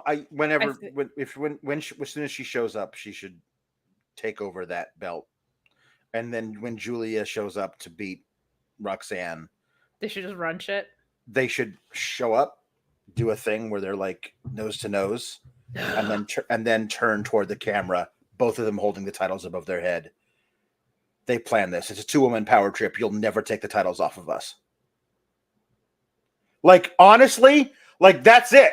And the person who shows up eventually, and honestly, it's a long enough timeline that when she does show up, they will have been doing the story for long enough that it'll be the right time. Jordynne Grace. Oh shit! I thought you were gonna say Delta, but that's really. Well, cool. I mean, Jordynne Grace is probably showing up, so like she might go to the main roster, but she's already done some NXT stuff. If she just shows up and like they're wrecking everything. Stephanie and Julia are, and Jordynne Grace goes like, "Yeah, you're beating up all these kids though. I'm a grown ass woman. Try doing that stuff to me." And then Jacy Jayne just sits there and it goes mad. They're technically rookies, but they're so experienced. This is so Everyone's a rookie except for me. That would be really, really fun. That would be really fun. Yeah, I'm excited for the talent to get to work with both of them, and I'm excited for the infusion to the women's division that's going to be. Yeah. Or just this from Cyclo. Charlotte beats Julia and Stephanie Vaquer. Sure. Yeah, there we go. Well, the problem with the 2-woman power trip is not Shawn Michaels booking a tribute to himself. It's true. Adam Ulrich says this Wendy Chu character will prove to be one long advertisement for new WWE sponsor Snickers. You're just not Chu when you're hungry. That's very good. Mm-hmm. I will say, as someone who is not a spooky wrestling enthusiast, my threshold, I think, is one spooky act per show. And that's where we're at right now, basically across all the brands I watch. So I'm in. Who's spooky on SmackDown? Well, I just like main roster and NXT, cool. I guess. Good. Jacob Fatu is spooky, but in a different way. That guy's freaking me out in a really different, cool way. Cedric and Ashanti are walking around like, hey, it's cool that we were both recruited here separately by two people who don't like each other, but we're still a tag team, I guess. Hey, remember all those vignettes we shot for SmackDown and we never debuted as a tag team? That was weird. Anyway, there's so much opportunity here, and Ashanti the Adonis is like, all of the opportunities I like are ladies. Look at all of these ladies. These all of these college athletes. My God. And then he says, here walks by Lash Legend and Jakara Jackson, and Ashanti's like, hey, and she's like, no, we're not talking to you. This is Lash Legend who says that. And it's like, listen, hey, hold up. Number one, I wasn't talking to you. I was about to talk to Jakara. She's like, well, okay, you can talk to my friend. Like, the idea is like, we are not talking to you. Oh, you can talk to my friend. I have no problem with that at all. But Jakara Jackson doesn't say anything. And because Oro Mensah walks in and says, you're not allowed to talk to Jakara Jackson. And Ashanti's like, well, I just wanted to talk to her. It's like, no, you're not allowed to do that.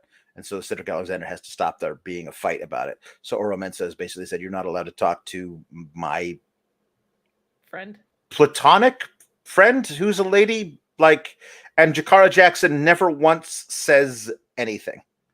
Never once opens her mouth to say a word either way about whether or not she is amenable to the advances of Ashanti the Adonis. So I would say both your antenna and my antenna, our collective antennae, are maybe higher than a lot of people's on this kind of stuff. But I think it's important to bring up, especially as a gal voice on this channel, that Jakara Jackson said 0 words and had 0 agency over whether or not she was able to be interested in someone that was kind of making a pass at her in a gross way, but not like in an overly gross way. But it's extremely frustrating to sit there and watch as a woman. Never mind the fact that this is a company that should be oversensitive to this right now with the stuff they have going on. They obviously don't give a shit. Look what they're doing with Liv and Dom. That's so much worse than this was. Oh, so much worse. But you said in our messages, and I laughed out loud, this is a segment you book if Jakara Jackson has laryngitis. Yeah. We were going to do a scene, but Jakara Jackson woke up with laryngitis this morning. We can't have her talk. So let's write a scene where she doesn't speak. She at no point participates in the conversation of whether she welcomes this guy's advances or not. And Lash speaking for her is different than a man speaking for her. But at the same time, she should be able to speak for her. And it drives me nuts because, like, we just did this with Lash and Trick, which is cute because they're a couple in real life or whatever. But it's like, I can't remember last time I saw these, especially Jakara, wrestle. Like, and so she's literally just there to look pretty, which God bless her. She looks gorgeous. But there's nothing in most of this, definitely not tonight, but her recent run where she is defined as anything other than an object for men to fight over. Literally. Like tonight, that was her only job, was to stand there so men could like squabble over her, over something they don't even know if she wants, because nobody actually bothered to check in to see if this is something she wants. That is really frustrating to watch as a female viewer. Yeah. Oro Mensah essentially did the, is this guy bothering you? And did not wait for an affirmative or negative answer. Yeah. He went to the next step. It was weird. And the next step was to fight about it. Yes. Also. Yes. It really is. It is annoying. And this wasn't like upsetting, but like if you look at who Jakara Jackson is in this universe today, she was a woman who stood there and looked pretty so men could just fight over her. So she was a piece of property to be squabbled over. Yes. Yeah. And her dad didn't even make any money off of it. Like, it was a marriage. That's I know. Where's the 14 goats and a donkey? Come on, let's go. Supposed to get a farm out of it? That's not fair. The OC defeats OTM, and I am out of ideas because I don't know why Out the Mud is losing this match. Is the feud continuing? Out of ideas. Because they are Out the Mud, and I don't know what I don't know why feels in the mud. Well, I don't like they. So wait, the actual tag team of Lucien and Bronco won a match pretty handily against Gallows and Anderson. And it was awesome. Jaida Parker won what felt like the blow-off when she beat Mia Yim in that street fight. And then after that, they had the match where OTM, the boys, just the two of them, beat Gallows and Anderson again pretty handily. And then they were like, let's do a mixed tag match this week. And then and then the OC won. So does that mean the OC won the feud? Because you put them all together and they won. They were talking on commentary like this was the end of the feud. Whoever won this won the feud. And I was like, no, you guys, you can't. If let's say it's a 7-game series and you lose the first 6 games. If you win game 7, you don't win the series because the series was over after game 4. You know what I mean? Like I don't understand why we're doing this. This is what got me. And then they just lose. What was also weird was I felt like commentary was really pushing the issue between Jaida Parker and Michin. Yeah. So it almost felt like it's not over for them, but it's over for the tag teams. Is a weird way to go about business, in my opinion. Yeah. It was very, very odd, but it was a fun match. OTM, I think, has come a long way in ring. They've always been decent. They just had a first, their first or second matches were kind of rough because I think they were just still adjusting, but they're coming along nicely. And I feel like they have really good chemistry with Gallows and Anderson. I also think Michin looks great. I love this. She had a similar gear set up for SmackDown. I think it suits her. This feels like the most I've known who she is. And we do have consistency about the side that she's working. At least she's a face on both brands. But this was just very, very, very confusing. I forgot that they had that really ridiculous first match where Mia Yim beat Jaida Parker and beat her and ended her win streak. That's right. You know why? You know why I forgot about it? Because it happened in friggin' May. I'm pretty sure. It's been forever. I said on Select a couple weeks ago, and I believe this is true across every wrestling company, especially the 2 major American ones right now. There is a difference between long-term storytelling and dragged out storytelling, and this is dragged out storytelling. Yeah. This is not long-term storytelling. Luis says they're going to do a no DQ trios match at Great American Bash. They probably will because they don't like me.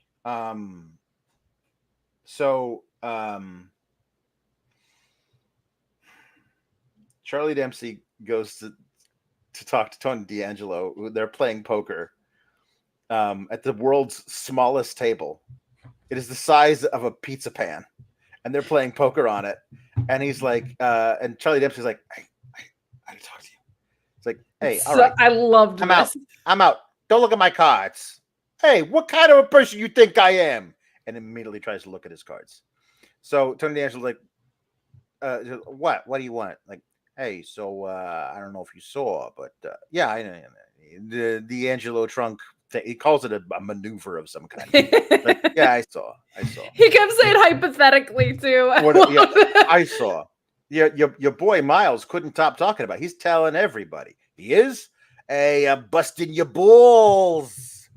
Don't worry about it. Now what? Well, hypothetically, what if there was a witness? Well, then you take care of him. Well, hypothetically, what if it was not a him? And Tony's like, oh, no women, no kids. So I gotta go. Bye. And you gotta handle it yourself. So then later we see Charlie Dempsey with his boys, and like, what are we gonna do now? And then Ren Sinclair walks up and says, "I want to be part of the gang," and see, I want to be on part of your club, your team. And like, no, we don't take girls. That's weird. Basically, is what it felt like. She's like, come on, I could do it. And she tries to do a single leg on Miles, and she was behaving so odd during all of this. I was like, oh, are we giving Ren Sinclair a personality all of a sudden? Because she didn't have one really. I liked what she was doing. It felt just felt so odd coming out of the blue. The problem with all of this is they're like, it wasn't just me who saw, and they go, who else saw? And I wanted her to be like, pull up the ratings from last week and go, well, according to this, about 600,000 people saw it because it was on TV. It was on television. Like the idea that like it's on television. All the stuff you do is on television. Like, we not only did we see, but we also saw her see. Like, this is the dumbest stuff. They're like, oh, we did something very secret and nobody knows about it except for all the people who watched the show that it took place on. Yeah, but it's wrestling. Anyway, I know, but I'm sorry, I can't judge wrestling based on anything else. Once again, you are correct. Yeah. But sometimes you can't. But other people can. Just throw up their hands and say it's wrestling. But I can't. Because it's like the Muppets. It's like a show inside a show, right? I know. And they blur the lines of whether they acknowledge that or not. I know. I kind of love No Quarter Catch Crew because not only I don't think it's a not female thing. I think it's if it was Ivy Nile, this is a different thing, right? Like, and so I thought this was pretty cute. If they had tag belts, I would be like, her and Ariana Grace got to figure something out because she has the same character thing. Yeah. But this is either going to go really good or really bad. But Tony D just was killing me in this, and Charlie Dempsey did really well with this too because this is kind of out of the wheelhouse. Yeah. But when he was like, "Women and children, no thanks, I'm out. You're on your own," and the hypotheticallys killed me in this. I loved it. Ren Sinclair basically blackmails them into letting her into the group because otherwise she's going to tell everybody about how they killed Damon Kemp. Yes. They committed a murder. Chris Lloyd says, I like Ren Sinclair with No Quarter Catch Crew and Wendy and Tatum. Yeet. Well, no, yeet is a bad thing. So, yes, we like Wendy and Tatum. I have always been a thing where you need to pick one of two things. Either the camera is in omniscient eye that only we, the audience, can see through, or the camera films you being interviewed by people named Kelly Kincaid. You know what I mean? Like, you can't do both on the same show. Like, Lucha Underground had like scenes that were backstage that nobody else on the show was aware of because they took place. If there was Prince Puma and Mil Muertes had a scene backstage, hypothetically, backstage in the locker room, but nobody else was there, none of the other wrestlers knew it took place. You cannot have people backstage watching matches on an iPad from the week before and not say that the people on the show aren't aware of all the stuff that happens on the show that they're on. So yes, it does matter. And no, it's not just wrestling. Like, the camera, it just can't. Nobody talks about what happens in the parking lot. I guess that's true. Nobody saw shit. No, I guess that's true. Oba Femi defeated Duke Hudson. As we knew would happen. And in a very, very good match. Really great. With Duke getting to show everything that he can do. He only did one of his stupid comedy spots that I hate, the Dusty Rhodes tribute. Yes. Bionic elbow. Because it's just a dumb thing. It was fun when Dusty did it because it was Dusty. But it is a dumb thing. Like, is a dumb thing. And I hate when anybody does it. Who's not Dusty. because there's other things you could do as a tribute to Dusty, and that's dumb. That's the only part of this.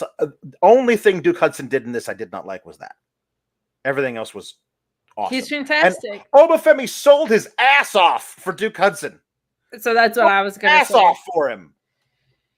I loved a lot of this. I think between the tag match and this, I'm hopeful that maybe our people are starting to see what we've seen a long time and that I've been advocating for a long time.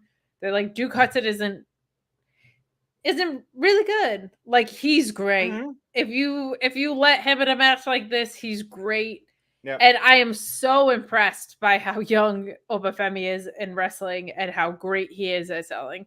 That is not a natural thing to be a guy that size and that good in particular, but selling is not a natural thing.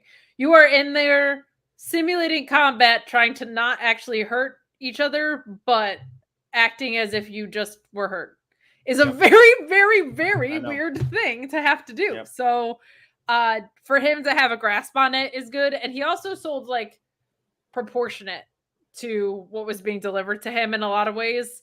And Duke Hudson's a big dude. So this isn't like him having to sell for Dragon Lee. Like Duke Hudson's 6'5". So so says his Twitter handle. So I just really, really like Duke Hudson. I say it all the time on here, but it's really refreshing when I see other people having the same reactions or getting like people that were saying to me, like, I didn't see it before, but now I do. Like that makes me hopeful that they realize how high this guy's ceiling is, because I feel like you and I saw it when he was in that feud with Cameron Grimes, like literally years ago at this point. So, and the problem is he's good at the shticky stuff too. Even if we don't like it, his comedic timing is quite good.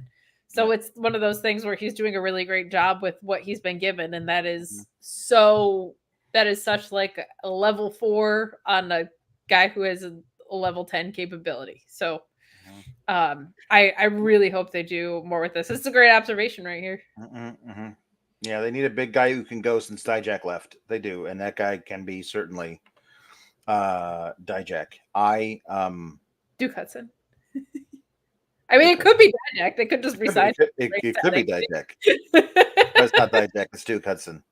But Oba sold his ass off. I appreciated Oba, like, just being like, anything you can take and you can throw at me will not put me down. Yes. Like that sunset flip power bomb that he kicked out of, rolled to the outside, and immediately just tossed Duke way up in the air onto the announce table, rolled him back into the ring. Duke, like, staggering, bounced off the ropes and right into a pop-up power bomb. That's it. You're done. If I hit you with big time stuff, you cannot get up from it. You can do whatever you want to me. It is not going to matter. Yeah. It's not going to keep me down. And that's the Oba Femi story. So excellent in-ring story to tell with this. Yeah. And not like a bunch of bullshit from Ridge in it, which made me happy. I thought they were going to do that. I really did. I did too. And I was glad that but here's what I don't want, though.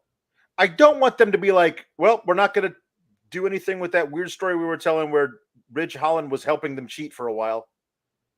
Like, you started the story. You got to finish that story. The story wasn't finished because, like, he stopped helping them cheat. And that's the second time with Ridge. Like, he came back and they paid off nothing with his first story. He jumped into this story, and now they're not doing that again. You got to actually do the thing, you know? Like, tonight, I'm happy they didn't do it, but if they did it, at least it would have been continuing a story they started. You got to actually have the stones to finish the story that you started. Well, and when they didn't do it in the tag match and then they set up this, I was like, oh, he's going to cost Duke specifically. Right. He's going to try to help, but end up costing him. Yeah. You can't do that with Andre Chase. Like, we're not going to get Andre versus Oba Femi, right? Yeah. That would be. They did drop the Thea, Hale, and Ridge weird dad thing. That they didn't do that anymore, so that's good. They should drop, yeah. They did drop the Malik and Idris Enofe bad luck story, so there's nothing they won't drop. It's true. It's true. They won't. Tom Valley says SGS Discord is great for actually civil discourse. It actually is. Sometimes I have to go in there and go, kids, play nice. but most of the time it's good. And Lieutenant Colonel Photo says, Alex and Kate, I made the shades grapes in Discord. They're wearing sunglasses now. So that's cool. That's very cool. Kim Gray says, miss you guys, and I miss wrestling in general. I will catch the replay. Stupid busy week, and my mother-in-law in the hospital. Oh no. Sorry to hear. Get well to your mother-in-law, Kim Gray. Yes, big time. And hey, wrestling's not going anywhere. We're not going anywhere. We'll see you when you're available, but best luck to you guys. Yes, absolutely. Hold on. I wanted to do this with the thing. Where is the okay, here we go. That's right. And sorry. And put this here. And then that goes there. Okay. And then a couple more over here. It's really Brian says, hi, SGS. Sorry for being absent, but work was slow and cutting my hours. Listening to the audio Wednesday mornings has been a help for my mental health, so thank you. Those are always the best. Thank you. Finally started getting overtime again, so here I am. Also, Big Bird Bigelow and Turkey Team 2000. I like the journey we went on. You help us with your mental health. Thank you so much. And then to end up with Turkey Team 2000. Mm-hmm. It's just there we go. Ian R says Techno Talons 2000. Insert clever Tegan Knox pun says Teagle Knox. Sis Ricardo says Pluck Hudson. The Jenna Curdle Photo says Sky Blue Footed Booby. Tom LaValle says Blue JJ Dillon. Matthew Hook says Hawk Tua Team 2000. It's not so much a bird pun, but we'll take it. It's Hawk. Hawk's in there. It is Hawks. That's true. And Blackpool Condor Club. Very nice. Meet Norma says Goose Robinson and Flock Lesnar. Flock Lesnar. I like Goose Robinson a lot. That's really good. Because he's, you know why? Because he's such a silly goose. Yeah, if he and Dalton Castle started having a tag team together, they'd be called Goose Robinson. Silly Goose Robinson. That'd be fun. Jess Ricardo says Luna Vachon. That's Ali Cease put that down, but Jess Ricardo sent it in to us. Well, thank you. I love the alley-oops on those. That's his cat's name, is Luna Vachon. No kidding. Insert Cleaver Tegan Knox pun says Pelican Knox. Ian R says Migration of Domination. That's fantastic. Those might be my new favorites. I'm still always gonna pop for Bam Bam Bigelow's, but anything you can figure out, because we got Blank of Domination is really good. Termination of Domination, that was really good too. Bad Apple Jam Treebeard says the Peacock Dalton Castle. There you go. Mr. Showtime says Tony Geese. Ian R says Oba Femi. Louisville says Finn Mallard. Mallard.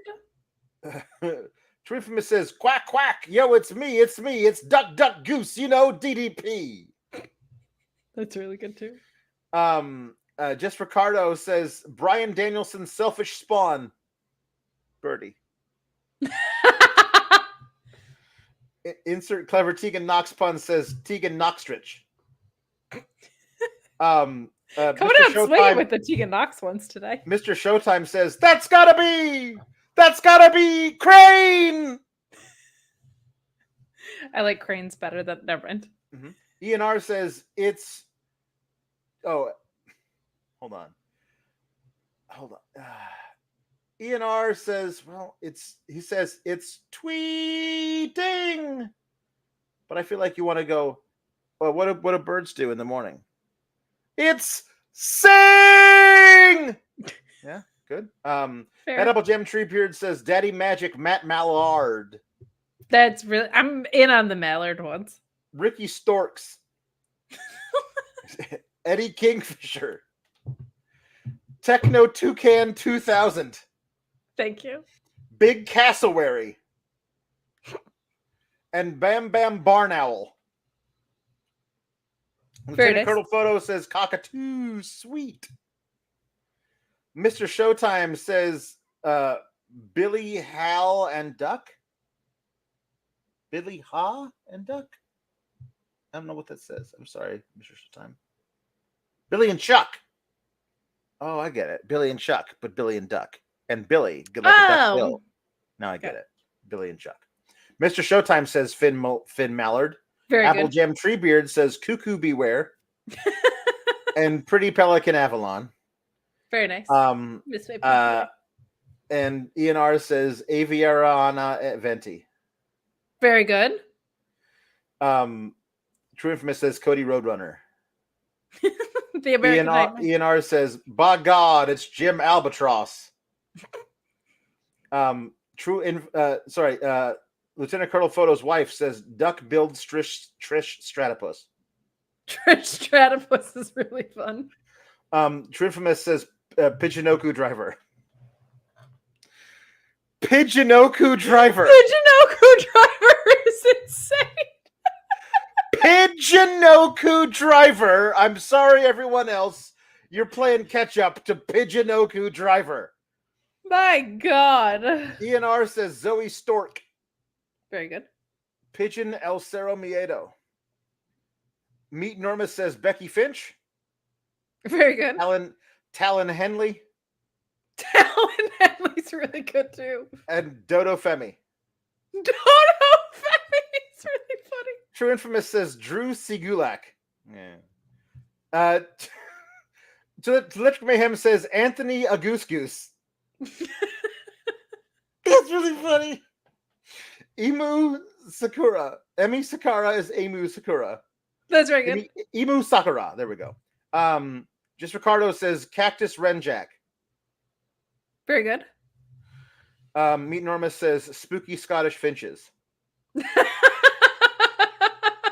That's the best because that's not even their name. That's like an inside baseball one. Parakeet Dunn. Very nice. Lieutenant Colonel Photo's wife, Quack Perry.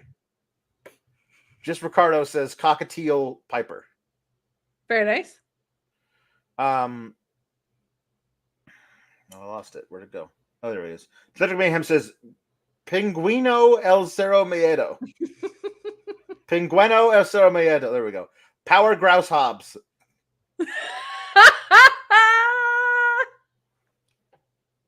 Power Grouse Hobbs is really funny. Tom the Valley says Pigeonoku Driver. Those two are a leaderboard for me. Tom the Valley says, what do you call a large group of very old crows? A murder, Grandpa. Very nice. Kazi Nina Ray, Become the Wind. Meet Norma says Beak Baker, DMD. I guess you could Britt Beaker. Oh, actually, just Ricardo says Britt Beaker. Perfect. There you go. Meet Norma says Avion Priest and Hit Sparrow. Very good. Hit Sparrow. True Infamous says Falcon Henley. Very nice. True Infamous says Xavier Woodpecker and Caden Cardinal. Electric Mayhem says Turnless Tony Storm. Warblero. Seth Finchin Rollins. Owl Snow. And Blue Jay White. Very good. Meet Norma says Robin Van Dam, Jade Spoonbill, and Oriole Mesna. Messa. What? What's his name? Oriole Messa. Mensa. I was like, Mesna? Has nobody just sent Mensa. Has nobody just sent an Osprey? I don't know, not yet. No. I'm sending an Osprey. Just Ricardo says the Murder Hawk Monster. Perfect. I love the ones that write Meet Norma says Stephanie Vulture. Vulture. Lyra Squawkira. And Ricky Storks. Ricky Storks is great. Alpha Bill says, while in the office, Emu Sakura. Thank you. Very good. Luis Polito says, Halkin Suriano Jr.? I'm not familiar with Mexican talent. Luis, we suck at CMLL. I'm sorry. He says, I don't know, caw.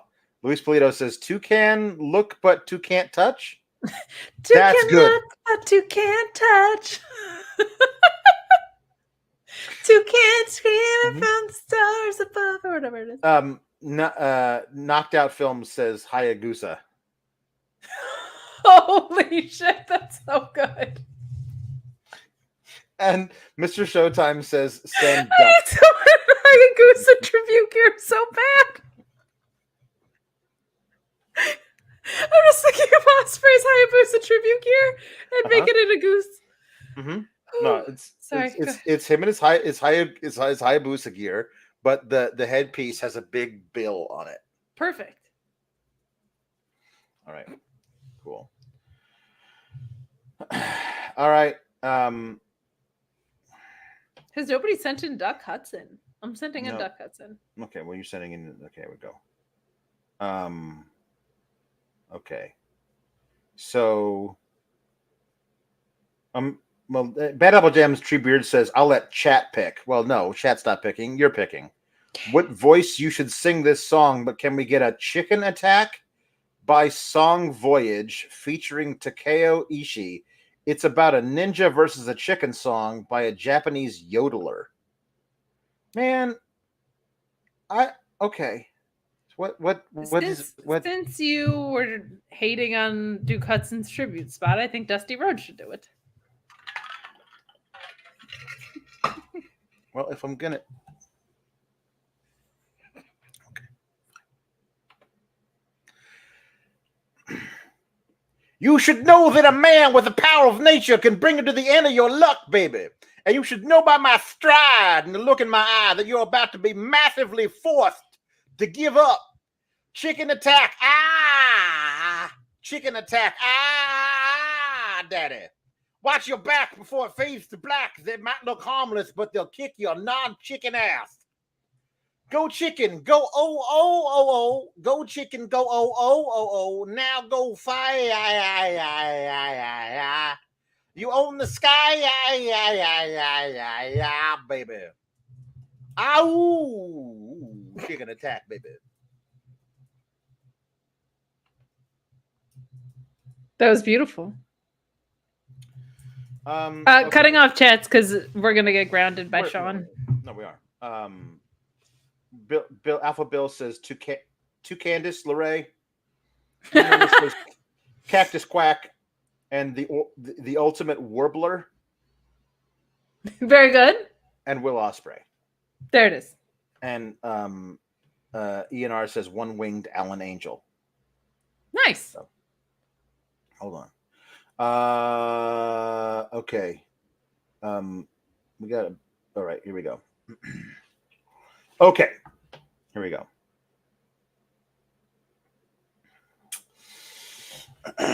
All right. Alex Lawrence raising the point that Sean won't be around after Thursday anyway, so. That's true. You'll be dead.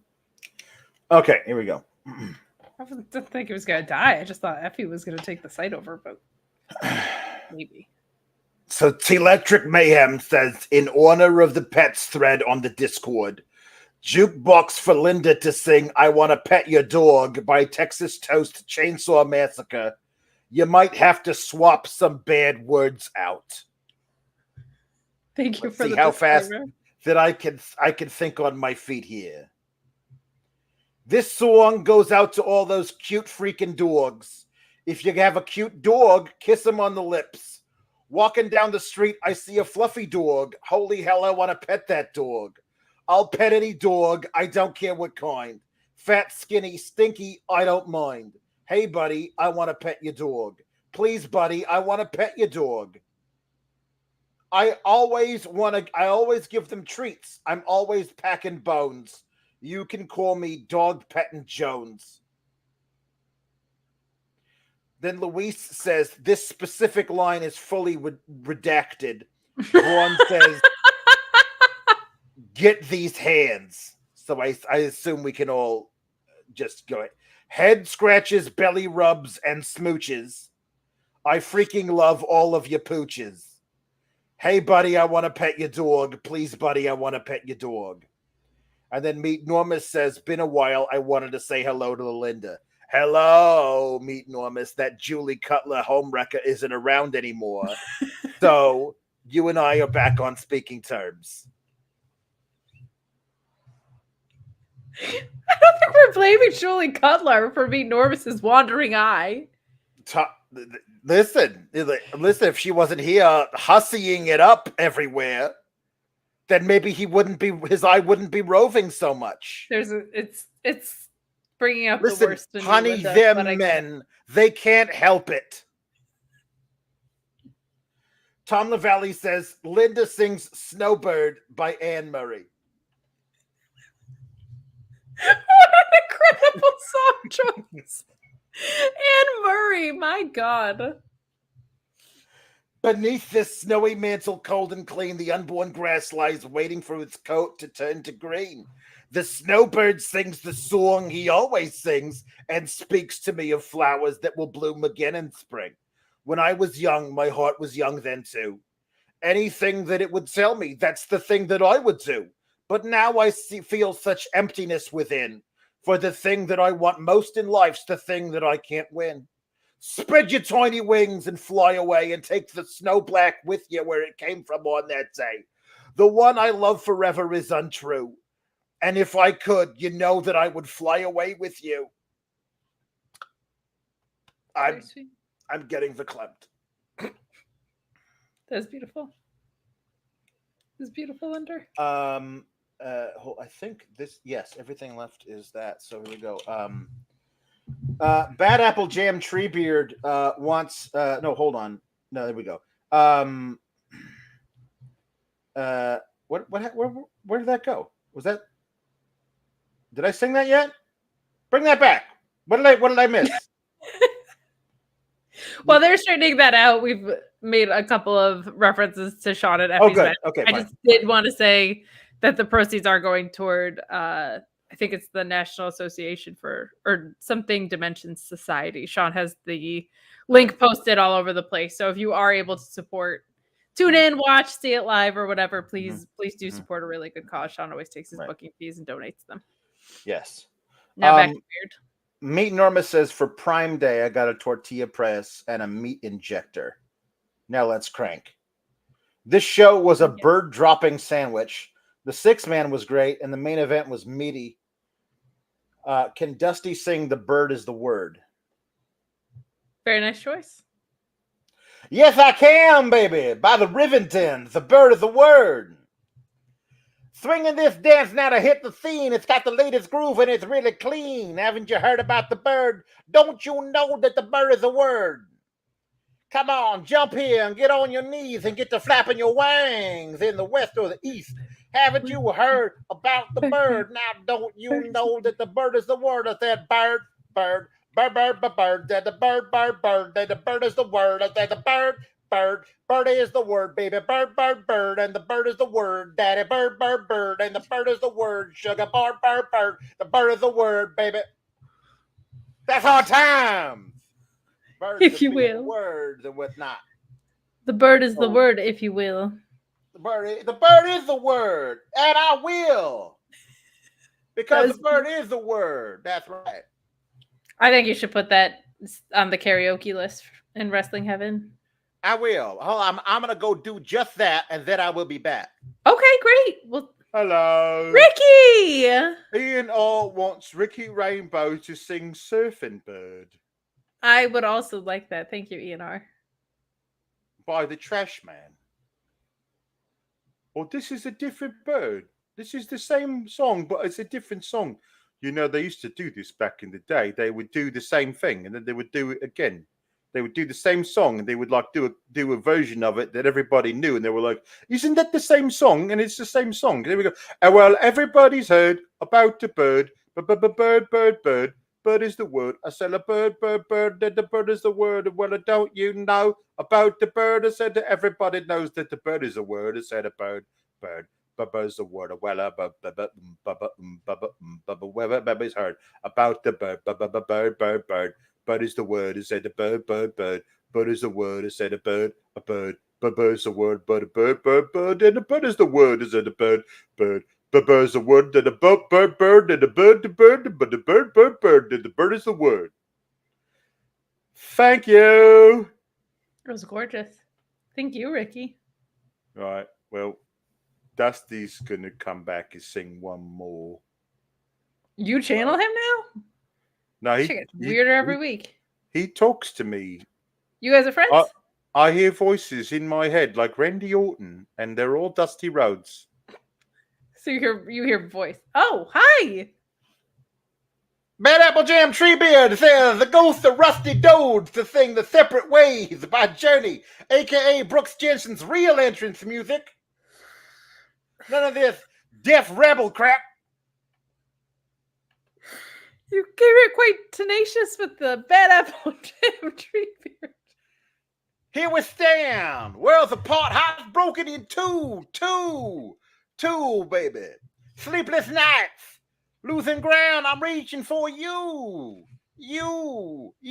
baby.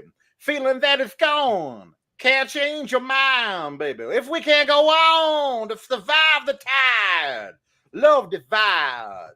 Someday, love will find you, break those chains that bind you. One night will remind you how it touched and went our separate ways, baby. If he ever hurts you, this is the oral Mensa part. If he ever hurts you, your true love won't desert you, baby. You know I still love you, though we touched and went our separate ways, if you will.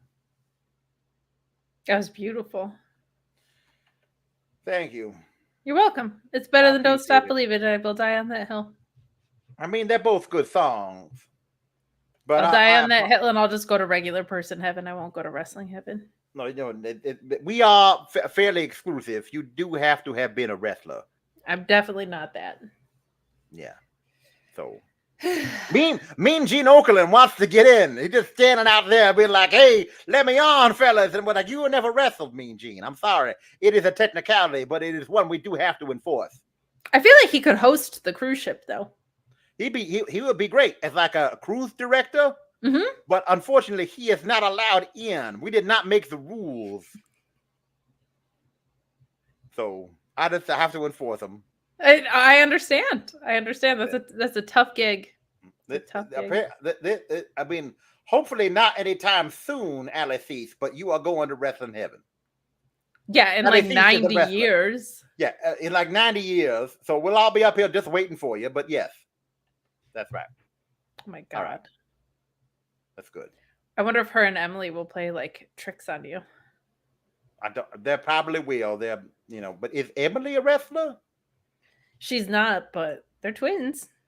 They are twins. There might be twin magic. This is one of those things where, it's difficult. You do have to sometimes separate people from their loved ones because you can visit, but you can't actually get on board the cruise ship unless you were an actual wrestler. So, if they do like one twin magic spot at an indie show, is she allowed in? That does count. Okay, perfect. Okay, now we know what we have to do. Yeah, so honestly, somehow the Mrs. Dad is eligible. I have no idea why, but... If the Mrs. Dad is eligible, I feel like Mean Gene should be allowed in. Unfortunately, no. It's honestly, we did all the background checks. He has not cleared. So, anyway. Or Mean Gene. I'm being called back to the great beyond now. Okay, it was good to see you. Right, well, keep cool, gabagoos. Toodles.